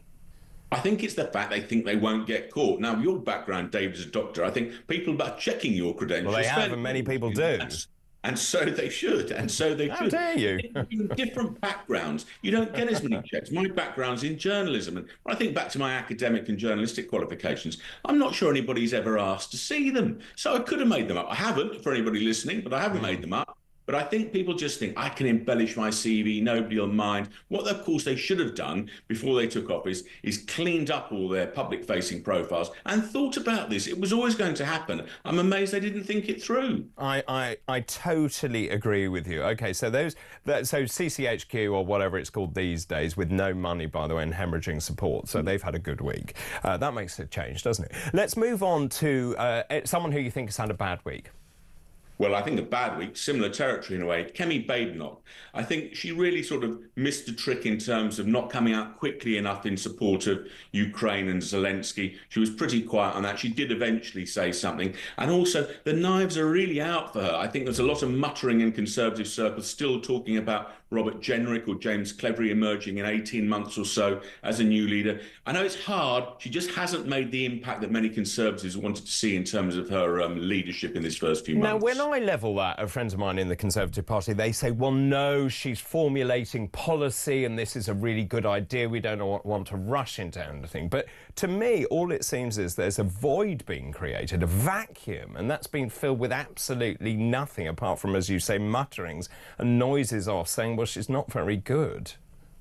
I think that's right. And yes, there's a time for formulating policy, and there's also an argument nobody's actually wants to listen to the Conservative Party at the moment. But she could still be landing blows on the government. And the real threat is she's just allowing Nigel Farage and Reform to just soak up a lot of disaffected Conservative voters, and they continue to surge really strongly in the polls, and that she can't allow that to continue, because it's a bit like a horse race, isn't it? If Reform do too well and get too far ahead, she won't make that ground back. And in terms of, I mean, it was quite interesting, actually, to see Nigel Farage popping up at CPAC in the United States. And, of course, this is natural territory, really, it should be, for the Conservative Party. Yes, that's 100% right. And she should be making far more of that and doing far better with it. But it seems to be not, in addition to one of the reasons why she's not cutting through as well as she should, is there is, again, more mutterings within the Conservative Party that she's just not keen enough to be doing media. And the thing is, with a lot of media and appearances, it's hard work. It's a lot of early starts, late nights, a lot of meeting people on the rubber chicken circuit. A lot of it, frankly, is quite boring, and people don't want to do it. And there's a suggestion that really Kemi Badenoch hasn't got the stomach to do those hard yards. I love that, the rubber chicken circuit. Yeah, I know exactly what you're talking about. It's so true. How would that work, then, if they decide to get rid of Kemi Badenoch? Because the Conservative Party is known for being ruthless and the revolving door of being the leader of the Conservative Party. Well, that's true. And they have made it harder to get rid of a leader in terms of how many MPs you need to do that. But the Conservative Party is nothing if not ruthless. And if it continues to underperform in their eyes, and as you rightly highlight, the donors are staying away. And that's critical, because they can't fund and motivate the war machine if the donors are away. And there's some suggestion that donors have been told, keep your hands and your wallets in your pockets until we get a new leader. And if they continue to not fund the party, it's a bit of a catch-22 situation. The party can't make inroads, it can't do the campaigning work it needs to do. And make no mistake, if the Conservatives don't see their fortunes lift, they will be looking at getting rid of Kemi Badenoch. They've gone through a fair few leaders in the past few years, and they won't be scared of getting rid of another one if it looks like they're not going to make the electoral inroads they need to. I would agree with that. And in terms of this week coming, who should we keep an eye on? Well, very much Keir Starmer, as you highlighted earlier. This visit on Thursday to the States is massively important. He could potentially come out of it doing very, very well, offering Trump a state visit, sorting smoothing the relations, if you like, with Ukraine and Europe and acting as the bridge he wants to. Or he could be humiliated and Trump could be really mean to him and he could come home with his tail between his legs. So the scale of achievement is potentially massive. It is a critical week for Keir Starmer and his premiership. Do you know, I'd love to be a fly on the wall and to watch Starmer as he waits to go into the Oval Office. Well, it wouldn't be beyond Trump and Musk to keep him waiting, would it? And of course, that would leak as well. So if they did want to humiliate him, there's nothing worse than sitting outside the headmaster's study, if you like, for half an hour until you're called in. Hopefully that won't happen to the Prime Minister. And I think that's right. The optics of this definitely are the head boy going to see the headmaster. Very much so, very much so. And that's an optic that Keir Starmer will be aware of. So he'll be looking to get on the front foot. And if I had to guess, that would be saying something positive about defence spending, saying something positive about a Trump visit to the UK, and maybe even, because of course the one thing Trump didn't get last time was to make an address in the House of Commons to all the MPs. And it could be, that was very much the last speaker, John Burke, I think, who stood in the way of that. Now, if he gets offered that as well, then that really could be the cherry on the cake. And once you've been offered so many nice things, very hard potentially for Trump to be mean about him. But who knows? He's got lots of other people there that can be mean about Keir Starmer, so it doesn't need to be the president who's going to be tough on him. No, very true indeed. And who do you think should have a week off? I think a week off. We've been talking a lot about defence spending. Ben Wallace, the former Defence Secretary, because he's been all over the media talking about we need to up defence spending. Well, we know this, but this is the same Ben Wallace that was the Defence Secretary for the last 4 years, effectively, of the Conservative government. One of the longest, I think probably the longest Conservative Defence Secretary. And I do sort of despair. Where were these people when they were in office? Well, to be fair to him, he said, and I believe that he did lobby government for more money, but he just didn't get it. Well, if you feel that strongly about it, as he clearly does, then resign. People have resigned. Good point. Things. So, and he never made that public. And I think if you're going to talk strongly about these things, there's a lot of, well, the government should be doing this. Well, he was around a long time. And it's the same with the retired generals, by the way. They're very quick to, once they've retired and they've got their pensions and their consultancies, say, we should be spending more on defence. But they needed to be making that argument stronger and better in government. So, yeah, I think a bit of a week off for Ben Wallace, perhaps only a week or so. Very well said. Vincent, always good to talk to you. Thank you very much for your time. Vincent Moss, their former political editor at the Sunday Mirror. Lots of messages coming in. Just a quick one from Bill in Cheshire. Trump's state visit. Will Starmer make Sadiq Khan behave himself and not having any insulting blimps flying over London? Well done, well remembered. And green lighting anti-US protests throughout the visit, policed by the useless Met. Keep all of these messages coming in. I want to talk to John now, who is in Dorset. Good morning. Good morning, David. How are you? Yeah, I'm all right, thanks very much indeed. What do you make of what is going on, the state of the world, the instability, Starmer's pivotal week, as we just heard from Vincent? Well, as I was saying to your producer, I joined the Army Junior Leaders Regiment in 1960 at 16 years old. By the time I was 17, I was in Germany with 3 para. Wow.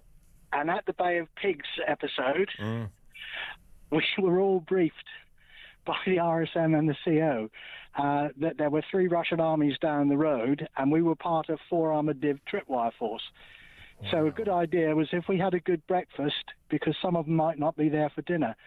And it was really scary. I mean, I said to your producer, I joined, like Billy Connolly, I joined up for the skiing and the mountaineering, and that's when it comes home to you. The current generation, I'm not sure. Some of them will rise to the occasion, others will go and hide. But for all the Gen Z who are not prepared to fight for their country, when the proverbial hits the fan, who do they expect to defend them?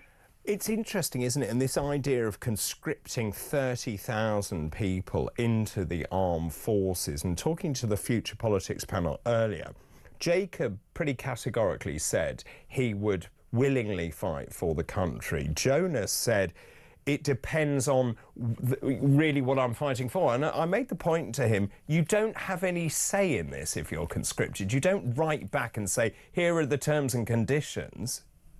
Well, absolutely, David. I mean, when I joined as a junior soldier, we still had the last stages of national servicemen. And some of them had been to Malaya, and they certainly didn't want to go. But you go where you're sent. It would be interesting. You see, you've got a whole generation now who are used to disobeying everything because they think there's some divine countenance which will preserve them. I'm not sure, because disobedience of an order in warfare is treason and is subject to court-martial and possibly the death penalty. I'm pretty sure that there are many people cringing over their cornflakes at the moment of the idea, but both of my grandfathers served in the First World War with the 11 Suffolks. and they were at La Boisselle, and they took a lot of casualties there with the 34th Division. And back then, it was quite brutal. If you disobeyed an order, if you showed cowardice in the sight of the enemy, you were shot. Wow. And I don't know. I mean, it's a whole new world. I mean, it is. I'm here, and I'm happy to be walking the dog with my two knee replacements provided by the NHS. But bottom line is, I'm not sure about the current generation. They might find that disobeying has a downside. And after all, we keep going on about inclusivity. And when you've included everybody, you have to look at who's excluded. And right now, inclusivity seems to be the woke generation, and you're excluding all of us and arguably driving us right. With your experience, how do you think this is going to play out? How worried are you about how unstable the world is, conscription, the next move? We've seen a lot of this happen in history. We seem never to learn from history. Also, I don't think anyone can really judge what Putin is going to do next. Yeah, I think with conscription, it's terribly destructive. You've only got to look what happened to America over the Vietnam era. You know, and look at Russia with conscription. You have whole swathes of young men going anywhere but to avoid conscription. Yeah. And I'm not sure where our people will go. There's no place to run if you're on an island. And it's an interesting time. I mean, we live in a very fluctuating social circumstances. I mean, the news cycle is almost reactive, and people will be driven by social media or not. And I can imagine the servers going on to overload, you know, if conscription came about. I'm not sure this government has the stomach to do it. In fact, I'm not sure this government has the stomach to do anything.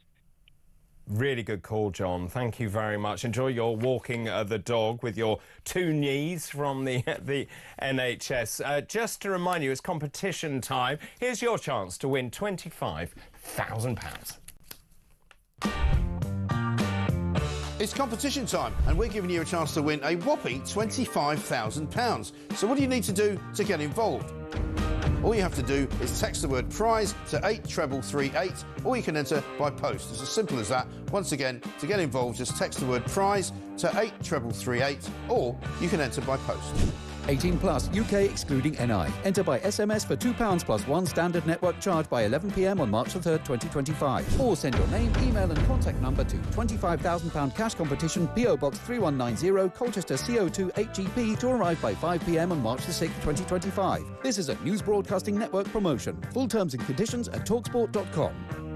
There you go, £25,000. Earlier on, we were talking about the teacher who identifies as a cat who purrs and licks the back of her hand.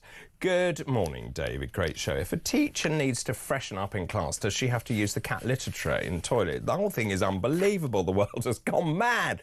The world's mad, says Michelle in Altrincham. Also, Michael has the similar thought. Did the cat-obsessed teacher have a cat tray in the classroom? I really can't comment on that. This is Andy in Notts. That cat teacher should be treated with respect. Ban her from going on the furniture, ban her from the toilet, and put a litter tray in the corner of the room. So you're all singing from the same hymn sheet. Right, we'll take a break. After the break, it's our tech rundown. I'll be joined by Davis Fang, our tech presenter. Keep all your calls coming in as well. What should the government prioritise, given everything that you've heard this morning? 0344 499 1000. Those calls charged at the national rate. We'll be back shortly.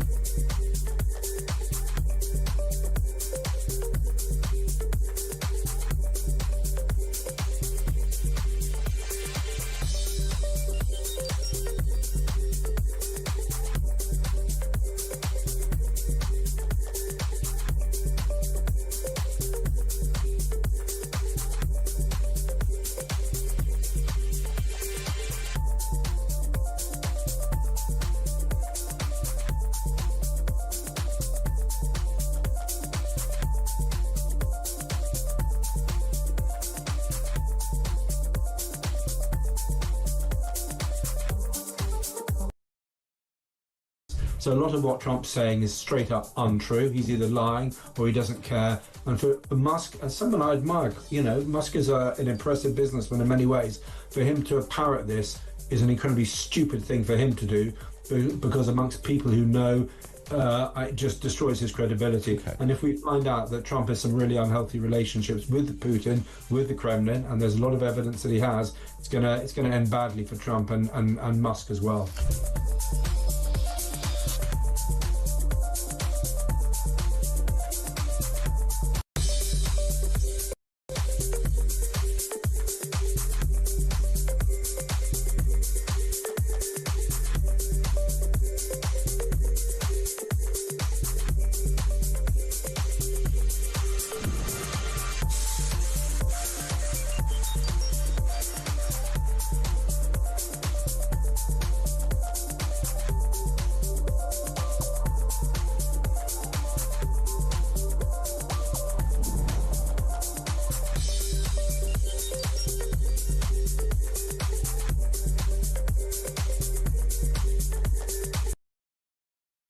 Across the UK, on DAB+, on your smart speaker, on your smart TV, and on your side.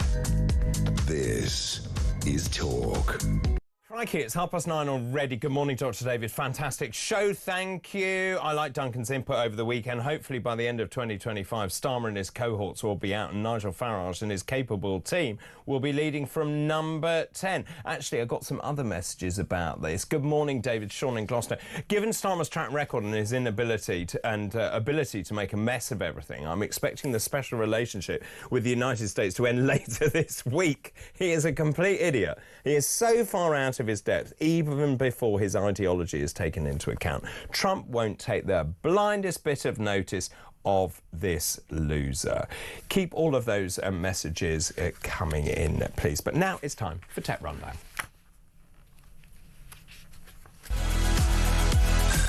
Tech Rundown. Well, joining me this morning is David Fang, who looks remarkably different to normal. Good morning. Morning, David.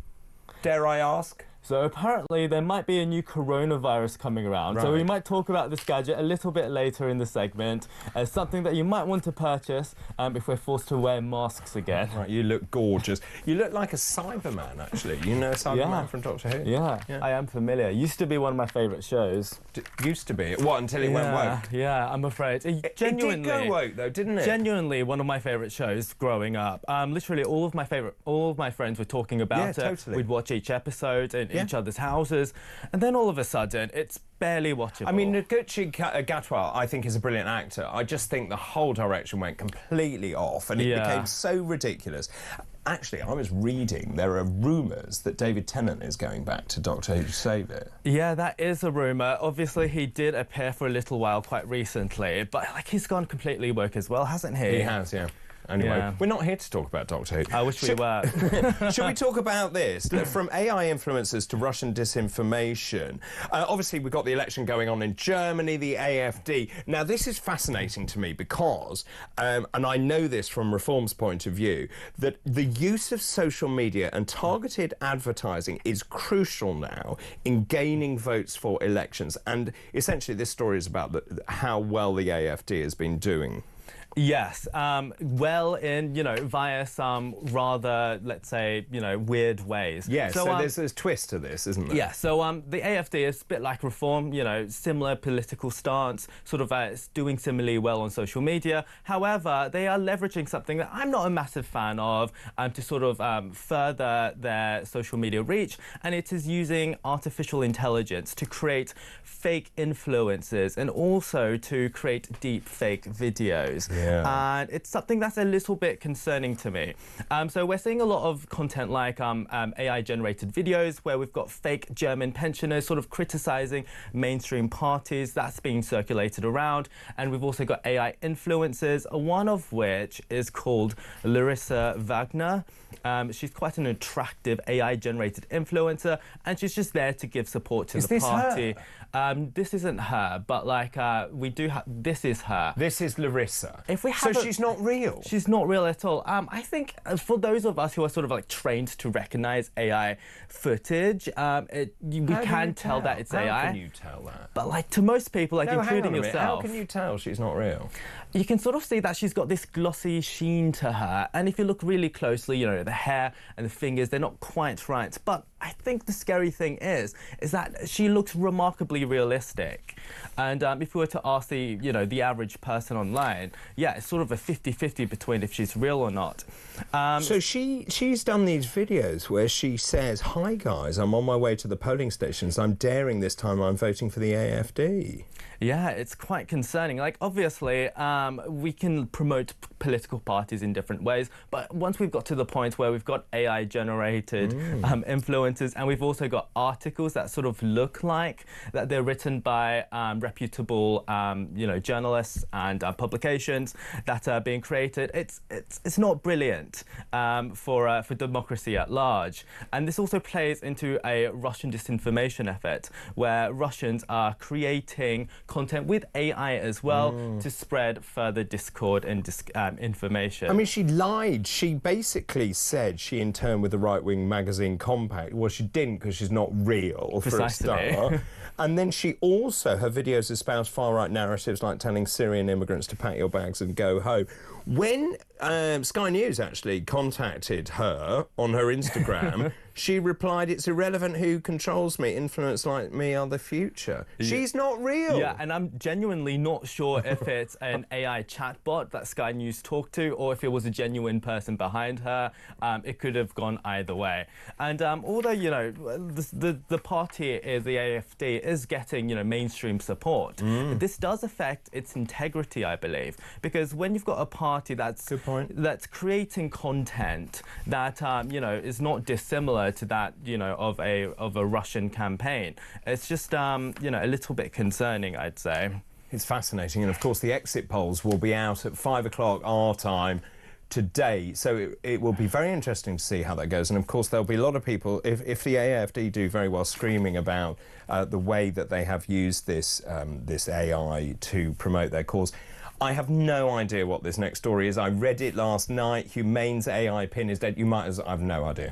What is it? Yeah, so the Humane AI pin, we've talked about it a few times. Yeah, actually we have. What is it? Because it's so ridiculous. Basically, imagine if you were to take a smartphone, but remove the screen, and you, instead of holding it in your hand, you put it on your lapel. It's a little bit like a pin, and it's called an AI pin because it utilizes artificial intelligence to do everything that it's supposed to be able to do. For example, you could ask it to send an email to your boss, and then it will recognize who your boss is and then send an email like so. Well, this was created by ex-Apple employees, got a lot of hype when we first covered it around a year ago. Unfortunately, though, the company has shut down, and it's been purchased by HP for just $160 million.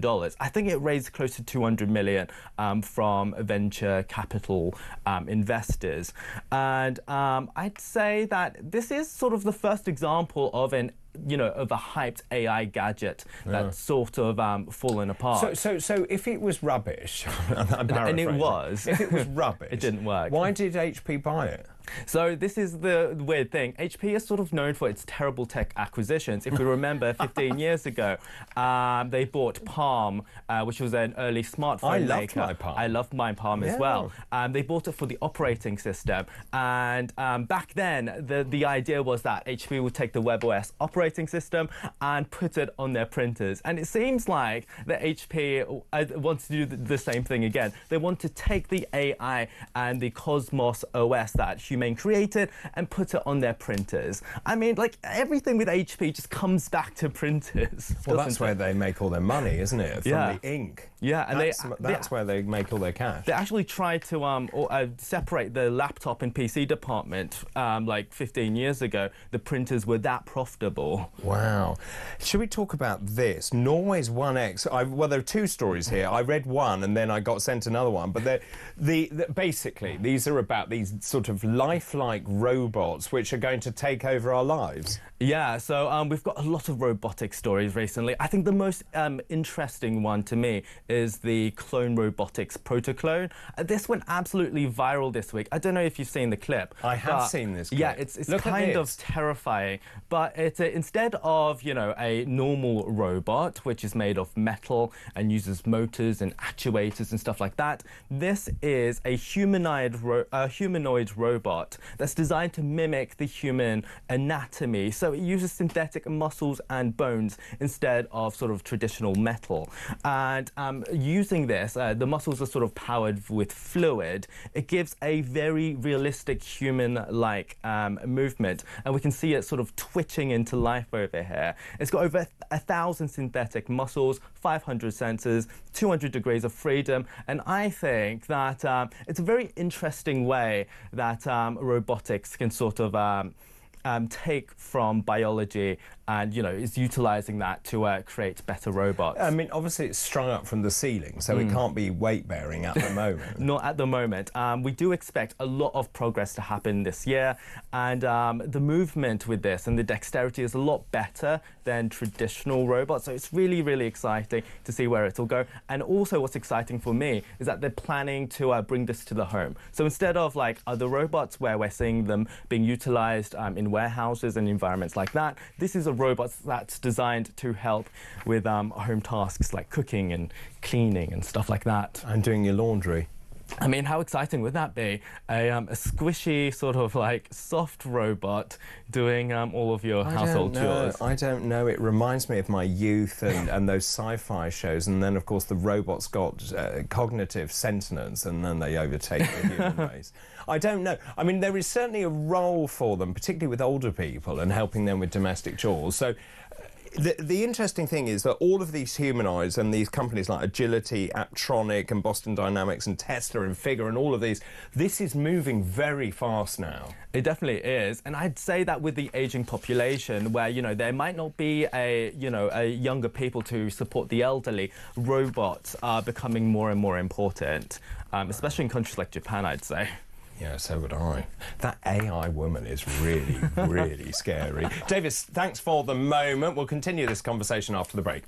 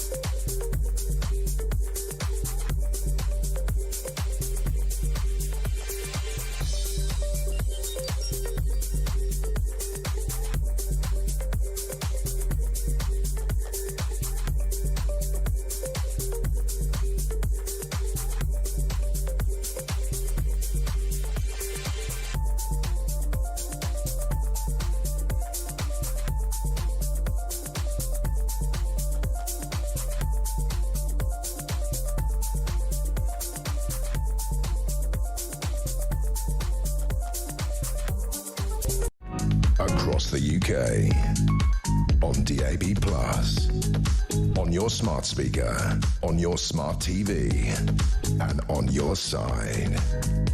This is Talk. At 9:41, Davis Fang is with me talking through all the latest tech. Right, where should we go next? Let's talk about noise-cancelling headphones, shall we? Just like these ones that we might talk about a little bit later. So a lot of people are using noise-cancelling headphones these days. I think it's sort of difficult to spend more than, let's say, £100 on a pair of headphones without noise-cancelling. So it's practically something that everyone is using. You know, it's brilliant. It blocks out external noise, so you can listen to your music at a lower volume, can protect your hearing through that way. Yes. However, it turns out that it's not all good. As if you use noise-cancelling headphones for too long, apparently it can impair your natural hearing skills, and it can reduce your brain's ability to process everyday sounds over time. Now, this is especially concerning for children who might not have developed all of their hearing skills yet, but it can introduce something called auditory processing disorder, or APD, which I'm sure is something that you've heard of. Well, no is the honest answer. This is, well, because this came from Renee Almeida, an adult audiology clinical lead at Imperial College. So essentially, she saw lots of adults coming to her clinic saying, I can't hear properly, did the hearing test, and they're all normal. Yeah. And then she thinks it's these noise-cancelling headphones. Yes, obviously a lot more research needs to be done in this field, but the idea is that if your headphones are blocking out extraneous noise, then your brain isn't really doing that instead. So, for example, like especially in this line of work, you need to be able to listen to multiple conversations at the same time. Like you might be listening to me while you're also listening to your producer, and then your brain can sort of discern, you know, one from the other. However, if your headphones are doing that for you, then your brain is sort of gets lazy and doesn't sort of learn those skills. And I think they found out that with adults at least, that our brains, you know, sort of return to normal rather quickly after using noise-cancelling headphones. But the concern comes to the children, where those skills haven't fully been developed yet. Do you know, I find noise-cancelling headphones really useful on an aircraft. So I put them in. I don't listen to anything, but it just cancels the noise. I actually do that as well. I remember the first time I got a pair of Bose headphones with noise cancelling,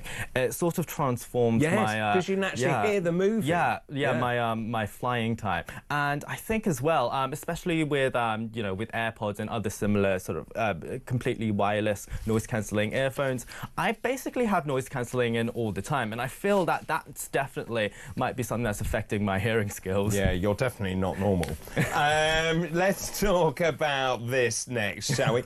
Oh, so everything seems to have a touch screen on everything. You can't buy anything anymore. I know, this honestly shocked me because, you know, as you might imagine, I'm not the best cook. I'm not really into my cooking appliances. So when I saw everyone talking about this online, I was like, we definitely have to talk about this. What is this? So a Thermomix, they've been around for a long time, since the 70s, basically.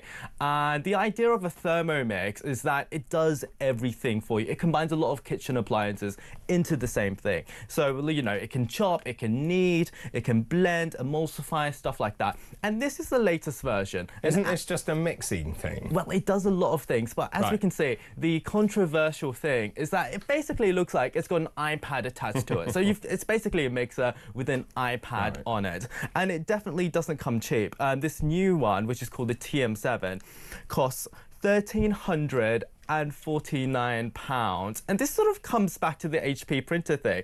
It's like HP wants to bring tablets and AI onto a printer, so that's going to make it tremendously expensive. And now we've got kitchen appliances with an iPad on it as well. Is this something that's desirable?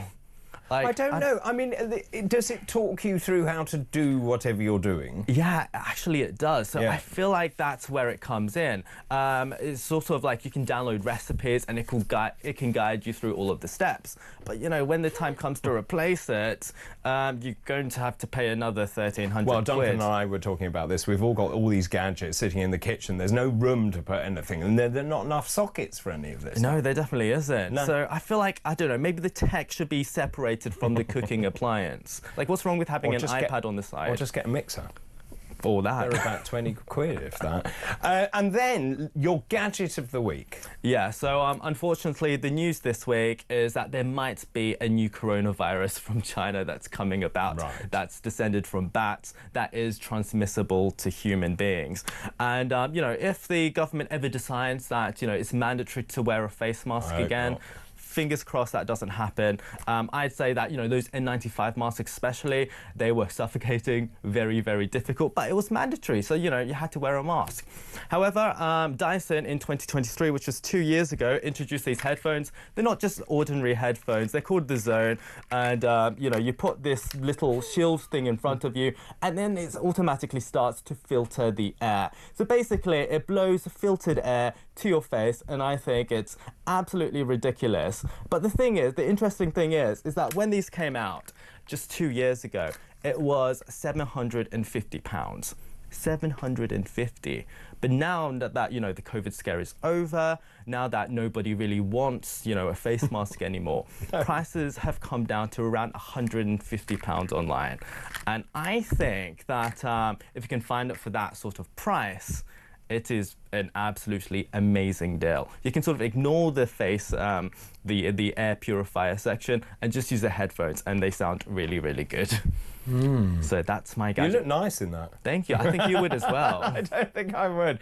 Dave, it's always good to see you. Thank you very much. Dave is Fracking, our tech presenter. That was today's Tech Rundown.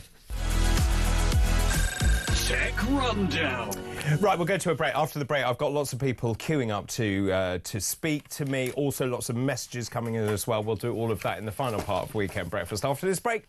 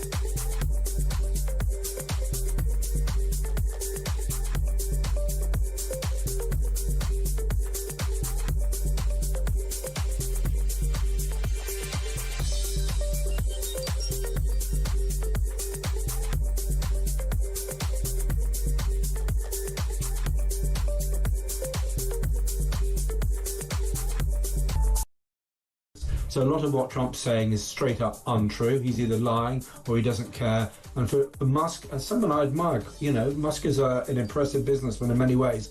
For him to parrot this is an incredibly stupid thing for him to do, because amongst people who know, it just destroys his credibility. Okay. And if we find out that Trump has some really unhealthy relationships with Putin, with the Kremlin, and there's a lot of evidence that he has, it's gonna end badly for Trump and Musk as well.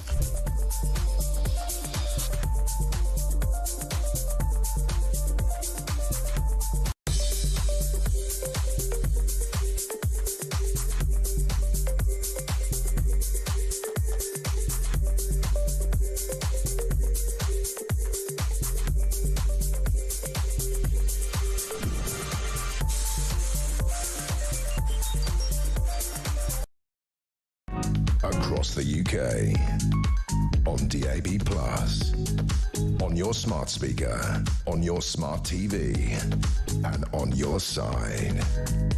This is Talk. Hi, welcome back, 9:50. I'm asking this morning, what should the government actually prioritise? Of course, this time we're going to see Donald Trump. It looks like we're going to commit to 2.5% of GDP spending on defence. Many people are saying it needs to be 3%, if not 5%. The question is, where does the money come from? Meanwhile, of course, there are huge problems facing the country. Ed Miliband is sealing up a fracking site, even though that could provide energy for at least 10 years to bring down the price that we're all paying for energy. I would have thought that's a priority in an increasingly unstable world, but clearly Ed Miliband doesn't think that is a priority. Keep all of your messages coming in. Good morning, great show. Thank you, Louise. I'm not sure about the robot. I know, that's really frightening, actually. I actually think of Arnie and the Terminator. Good morning, DDB. What was the last action or decision any recent government made to improve the lives of British citizens? I can't think of any. That's Andy in Coventry. Also, good morning, David. What a brilliant call from John. This country needs more Johns. That's Julia in Mansfield. Chris is on the line from Epsom. Good morning.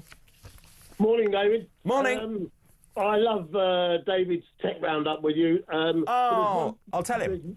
There's one thing that you both missed. Oh, go on. About 4 weeks ago, there was an interview done with one of the ChatGPT original designers. And the most frightening thing was that he admitted, said that had happened, was that when they announced that they were doing ChatGPT 4, yes, ChatGPT 3 created its own conscience, didn't want to go out, didn't want to be deleted, and downloaded a full copy of itself to another server so it would still exist. No, that can't be true. That's absolutely true. You can find it online. He was one of the original designers of ChatGPT. No, I mean, the thing is, I grew up listening and watching scientific, sci-fi programs where this happened, where you got sentience or from these AI beings. We're living what I grew up watching, which was fantasy. Yeah, well, it's happened. It grew its own conscience and downloaded a copy so it would still be around. Anyway, I didn't phone up for that. Okay. Right, Starmer. When he goes to America, I mean, I don't think Trump's going to embarrass him too much. I think what will happen, it'll be a two-pronged attack. I think Trump will be very, very welcoming to him and he'll accept the invitation for the royal visit. And I think Vance will be the one that gives him a black eye and tells him that the Chagos Island deal is off and we've got to increase expenditure. And if Starmer's got any brains at all, he may not like the way Trump does business, all right? But the interesting thing is that Americans believe in America again. Yes. The recruitment in the military is up 15% in the last 6 weeks. 15%. I mean, because people believe in their national identity and that America's great again. And that's what we need here. We need a national identity. And, Miliband needs to have his knickers pulled up, and we need to slow down this net zero nonsense, which can't be attained anyway. We need to slow it down. We need to be better with the environment, but we need to keep old people warm, and we need to keep our defences up, because without that, we've got nothing. And, of course, they're talking about conscription of 30,000 young people, but at the same time, you've got to resource the armed forces properly. The Chagos Islands needs to be stopped. Net zero needs to be stopped. Ed Miliband needs to stop concreting over these enormous sites of energy that we could utilise through fracking. Well, look, you've got to realise that what Trump is doing with Putin is needed to be done. We've been at war with Trump for years. I mean, look. But with Putin, you mean? With Putin, yeah. We've had the plutonium in Mayfair. We had the Novikov in Novichok. Novichok. We've had all that going on, and consecutive prime ministers have done sweet FA about it. I mean, we got their ships dragging for lines.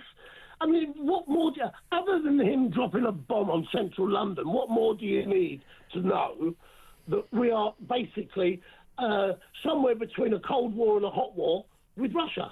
Yeah, and of course we heard that statement yesterday saying, well, we have actually no defence capability in this country. We could park a destroyer in the Thames, but apart from that, we can't really do very much. Have we got any jets that land on our aircraft?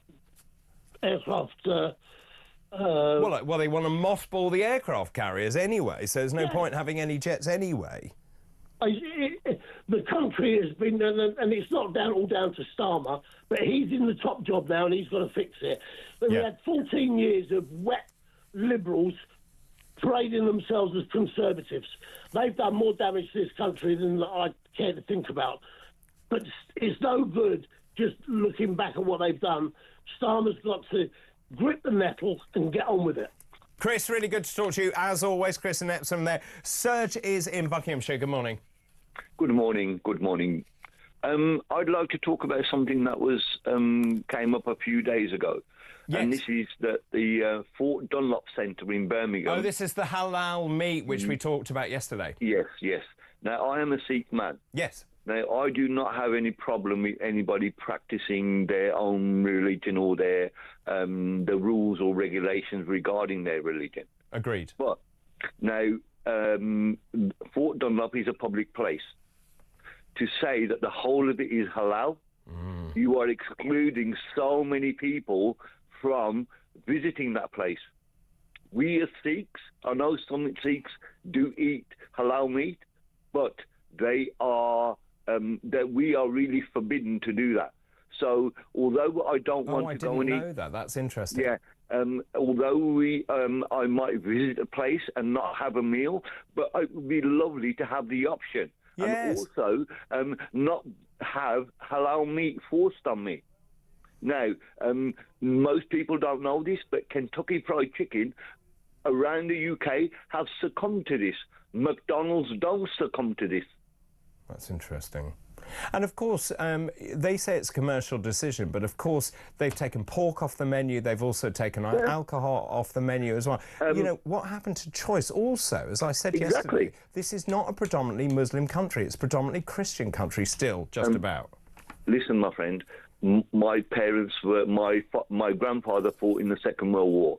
He was allowed to come and stay in this country. He came here and he didn't like the climate. So he went back. Now, on that basis, my parents and my uncles and aunties were allowed to come over as helpers to rebuild the country. They didn't come in on an illegal route. We did not ask for anything from the government. Anything that Sikh people have built in this country, we've done it with our own bare hands. Well said. We don't ask for. But another question is that why are we letting these people just kind of shoot us down, beat us, batter us? I agree. This is Britain. I mean, somebody the other day said the Islamic National Alliance said that we're not here to take part, we're here to take over. Serge, I think you reiterate the sentiments of many people in this country. A brilliant call. Thank you for that this morning. Peter Caldwell joins me now. Good morning. Good morning, David. How are you? I'm all right, thanks very much. Busy show? Yes, busy show. I'm really, really worried about the thought police knocking on people's doors. I totally agree. We're talking to Peter Blexley about that and a free speech expert as well. Also, Ukraine, where actually are we? We've got the Shadow Defence Secretary on the programme, James Cartledge. We'll talk about that. We'll also talk to two experts, Mary Dejevsky and Colonel Simon Diggins, about where things are. What's the truth of all of this? And do the Russians really want to take over